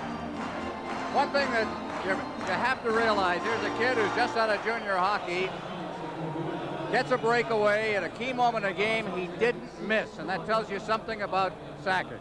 Oh, yeah, he went in. And the reason that you can tell a guy who's got some great hands is he was at full stride or full speed. Here he goes. Now watch, he gets it too far ahead of him. He's chasing this puck down. Now watch how quickly he brings his hands to his right and just slides it on the ice. Melnikov out, Stelnoff into the post. But at full speed, you take the puck from your left to your right and just beat a goaltender that quick. Superb. Here's the breakaway earlier, the one that went ahead by Makarov as he goes upstairs with this shot. And Joe Sakic and Makarov kind of looked a little bit identical there, didn't they? Now there's Karutov sitting at the bench. Well, this is the opening game, and look at the scars. There you see Kazatonov. We were talking, remember before the game we were talking to John Perron, and one thing he says, if I had brother, I'm glad we're playing them first. Hopefully they're not going to have the real legs because they had the long flight over. He seems that the teams that have done well against the Soviets have either played the first game against them or the last game against them. And John Perron, this has been a very physical, hard-fought game. Well, we don't stop here, of course. We're going to be bringing you 6 games of the Super Series 1988-89, and our next one, the whole crew's on a plane first thing tomorrow morning. We'll be in Calgary at the Saddle Dome tomorrow night to bring you the Calgary Flames and Dinamo Riga, one of the surprise teams of the Soviet playoffs last year. They went into the Soviet final against Central Army, won the first game of the final before losing 3 straight. A young team and a very physical team, we're told by the head coach of Central Army, Viktor Tikhonov. So they'll be playing the Calgary Flames tomorrow night at the Olympic Saddle Dome, and we'll be there. And then the next night, we're in Edmonton again for Dinamo Riga, followed by Los Angeles. And then we'll come back here to the Prince of Wales division for games in New Jersey and Mario Lemieux and the Pittsburgh Penguins. So we're busy over the next 10 days. Viktor Tikhonov, I wonder how he feels. First game, got off a plane 48 hours ago, a 9-hour time difference between here and Moscow. But his team's been skating. I don't think either coach anticipated that the first game would be of this intensity and physical abuse. I mean, these guys have really been punishing each other. It only took them 1 period to get a real great dislike for one another. 7 seconds remaining in the power play advantage. Moeller still in the penalty box. Now down to 2 seconds, and now we're at even strength. So, 5-minute overtime. Deep in his own zone, that's Fetisov. Behind his own net, forechecking is Gillis. Backs off as Fetisov comes out. Ahead at center ice. That's Byakin. Unable to get loose. Cleared off the boards, and Gillis has got it at center ice. Gillis backhanding it in. Fetisov behind his own net. Trying to fight off the checking. Gets a good pass away, but it's off the stick there of Byakin. And Fetisov, a bouncing puck rolls right into the goal mouth and between the legs of Melnikov. The wires got crossed in there. Melnikov and Fetisov, what a flip shot, and they are always, always dangerous. Melnikov says, look, I had it. What are you doing? Okay, little center field collision. Little, you know, they just picked up baseball in the Soviet Union, and already they're making mistakes. You know that? Well, when two guys try to catch the puck and one guy has a catcher's mitt and the other doesn't, I think that they should defer to the guy with the mitt. And neither of them was trying to do it with two hands the way it's supposed to be done. And Michel Goulet was right there, but I don't think he knew exactly where that puck had gone. It dropped right in between the skates of Melnikov. Now a quick shot and a deflected one by Moeller. And the puck bounced loose in the goal mouth area, and Melnikov was there again. Ron, if my memory serves me right, I believe it was last year over a year ago in the Canada Cup, the Soviets went into overtime, and they'd never won a game in overtime, and they won that big game back in Montreal. Well, and this is kind of like a new taste to them, so now they're getting a little bit more, but I think they're going to start liking this thing. Well, one of the things they say about Soviet hockey is that the players are not tested under pressure situations enough. And I think that they're going to start doing that. They say it's an area that there's another flip shot, and again, Melnikov just not going to let anything hang around that goal mouth area now. He's shutting everything down. Picked that one out of midair. Well, he tried to get a little fancy just before then when he made the save, and he wanted to throw it to his defenseman in front, and it didn't work out. But this time he was taking no chances. He gloved that pass that came out from behind. Hall of Fame coach Anatoly Tarasov of the Soviet Union, the Hall of Famer, of course, says that he thinks hockey in the Soviet Union in 5 of 6 areas is better. Now that's his opinion. The areas he lists are, as we take a shot there off a stick, we'll get to that in a moment. As the puck is cleared off the boards and out, Brown chopped away. Peter Stastny up against the boards. He's being checked very closely in there by Homotov. Now Goulet behind the net. And Stastny is there. Peter Stastny flips it to the goal mouth, right at the side of the net, and again, Melnikov gloves it and hangs on. Finish the thought. Soviet hockey, in Tarasov's view, is better in 5 of 6 ingredients, and the key ingredients he thinks are natural ability, skill development, physical conditioning, practice techniques, game tactics, and strategy. He says, as far as he's concerned, the Soviets are better in that area. But the one area where Canadian hockey players are better is heart and desire. He says it's missing in Soviet hockey, and he doesn't understand why. But I think that the system is wrong in the Soviet Union. You've got one great team in the Central Army and not a lot of competition. Canadians thrive all the way through junior hockey, almost from midget hockey on, under intense competition. Well, also, I think if you put a bonus system in there, it might help, too. Well, yeah, that's right, too. Although they do get a bonus. They got money for winning the gold medal last year in the Olympics. Here's Sakic, hero of the game so far. Over the line for Brown. Brown's lined up as he crossed the line by Malakhov. Malakhov then got a caught in his skates, and the Soviets just ease it out to center ice. Are they playing for a tie here? Sakic again, getting that pass over the line and knocked to the ice. As he crossed the line was Gaetan Duchesne. Makarov. Good move inside that line to hang on to the puck. Now they clear it near the side of the net. Puck is knocked out to center ice once again. Sakic trying to get around Makarov. And Fetisov's back there. Fetisov ahead. Larionov. Out of the line. He gets by a stick check from Marois, but he couldn't move any further as Cote came back to help out. Marois. Karutov mishandled that puck. Here's Cote, quick shot, and a save made there by Melnikov. Now rink-wide pass off the stick of Makarov. Makarov fighting his way past Finn. There's the strength of Makarov as they try to pin him up against the boards and finally do. Cote up against the boards. It's poked to center ice, and Fetisov's got it. Gives it to Larionov. Over the line for Gusarov. Gusarov looking for a man in front. There's a chance for Karutov, and he fanned on the first one, was tied up on the second one, and The Nordicks come back with 1:50 left in the game. Moeller hits the line and stopped. Anton Stastny couldn't reach that one. Bekov comes back. Bekov rink wide. Krutov in front for Kasatonov, who couldn't get the shot away. Now up off the glass and into the crowd, and we'll have a face-off and a big one down in the Nordic zone. As you look at Kasatonov, one of the big players for the Soviets. This guy kind of reminds you of about 6'2" Ray Bork. I mean, he's just an immense, strong man. Even visually, it looks a little bit like Ray, but he's been a major participant for this team over the years, international team.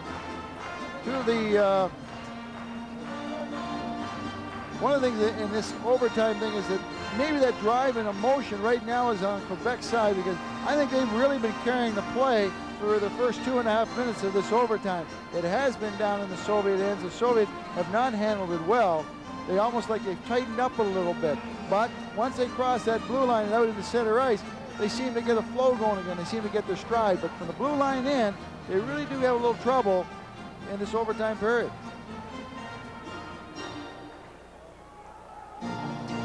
face off. This will be a big one. Quebec has outshot the Soviets in the overtime 4-0.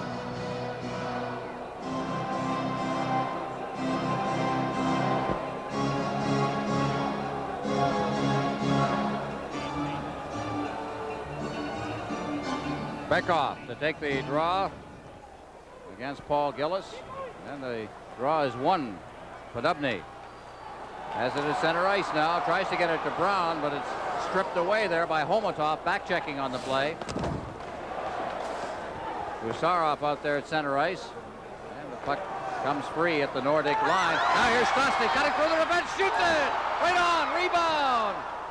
And Podobny's there. Now Stastny once again. Behind the net now, Podobny battling his way. Boy, Stastny has really been a going concern in this. And as the puck is pinned against the boards with 58 seconds remaining, we'll have a face-off this time down in the Soviet end. What a chance for Peter Stastny. Oh, this guy is such a class player, such a big, strong guy. Breaks through, a great save by Melnikov.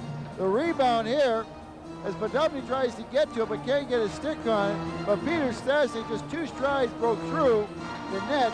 Takes a high stick there by the side of the net. But what a game he's had tonight. 2 goals he set up in front of the net when he really out-muscled the 2 Soviet defenders in each case and dished the puck off to somebody else. I'd like to see that replay again. Did Stastny take that shot off his back foot? Looked like he was... Oh, yeah. Sometimes you have to do that. A lot of people, you start teaching kids to step into the puck from your, from your back foot to your front foot. But once you get, the reason for that is that the kids don't have strong wrists. But once you get to the National Hockey League or the professional level, you got to be able to shoot it off with either foot at any time. And when Stastny broke through there, he knew if he had waited to catch up to the puck, he had the bad angle.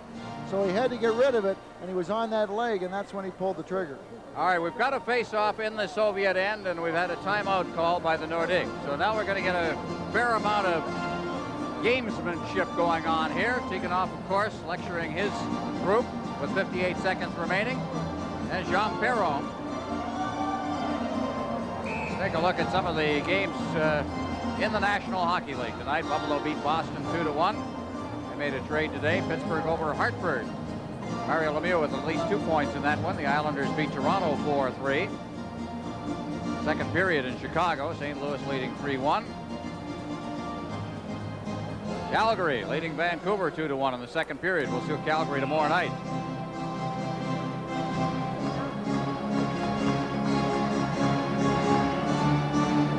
And of course the Rangers beat New Jersey this afternoon 5-1. Now from the faceoff, Goulet's in there. He's unable to get a good shot away. It's cleared in front. Out in front again. It's loose out there, and it's cleared away. Now the Soviets come out with Makarov carrying the puck. Makarov to the line. Waits for his mates to catch up, and then is fed right back out to center ice for Fetisov. Fetisov to Makarov. He'll find some room now as he hits the line. Makarov, he's a game breaker. Throws it in front, and Larionov unable to reach that as Sakic comes over the line and is upended. Fetisov took him out, and the siren, or at least he took a stick as either it was the stick under the skate of Sakic as he made the check. Joe Accidental. Sakic made a great play. Watch him bake to his left, come back. Keep an eye now. Watch him pull. He jumps through, but Fetisov sticks out his left leg and gets a tripping penalty. And even on that play, you couldn't tell what happened to Fetisov.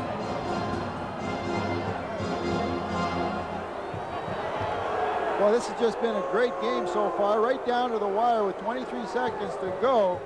You end up with a Nordik's Sakic drawing a penalty. The face-off is in, the Central Army's in, and you still got time to take a good shot at it. 23 seconds left. Fetisov is saying, what the heck is going on? I got whacked and I wind up with a penalty. And we can see that one again. Just catch the trip on this one. That's what they've called as a tripping penalty. Sakic went outside on Fetisov. Did he reach out enough to trip him, or did he in fact step into him? Oh, he threw his left leg out as Sakic comes down. Watch him come down. Even if Sakic gets by, he's still got enough room to get control before he gets to the net. Here comes the leg. The stick, as the stick came up, it clipped him in the forehead. But definitely Fetisov threw the leg out. Yeah. So the tripping is there, and 23 seconds left. Fetisov with a bloody nose through all of that. Heads for the penalty box. 5-5 tie. We're in overtime with 23 seconds left. And a face-off to come deep in the Soviet zone. And we'll find out who Jean Perron thinks his best face-off man is right here. Peter Stastny. Is there any doubt? Well, not tonight. I guess during the season there could be some doubts, but I'll tell you what, Stastny has played a tremendous game. You know, he's got all the firepower up front, and then Perron's putting Sakic back on the point. He's giving him more experience. He's got a young guy.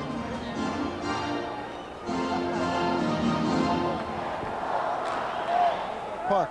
From the face-off now, out near the line. Brown taking his time, 18 seconds left now, gets it in. Podubny trying to shoot it in front. He reaches for it again, and is cleared to center ice with 12 seconds left. So they got time for one more rush. They say it was knocked down, I think, with a high stick. So the face-off will come in the center ice zone. No, it'll come right back down into the Nordicks zone. High stick is the call. So 10 seconds left in the face-off in the Nordicks zone. Now the Soviets, whether they're a man short or not, I'd haul the goaltender out. But then again, I don't get paid to win and lose games. Yeah, I agree with you. I do it too. I mean, this game's not going to count in the standings, right? You're not sure how Beaver Lumber and Canadian Tire did tonight, so. All right. Soviets have got Bekov to take the draw. Homotov is lined up out in front, and that big shot of Kazatonov out near the blue line. That moved Gusarov out there too. Get him in.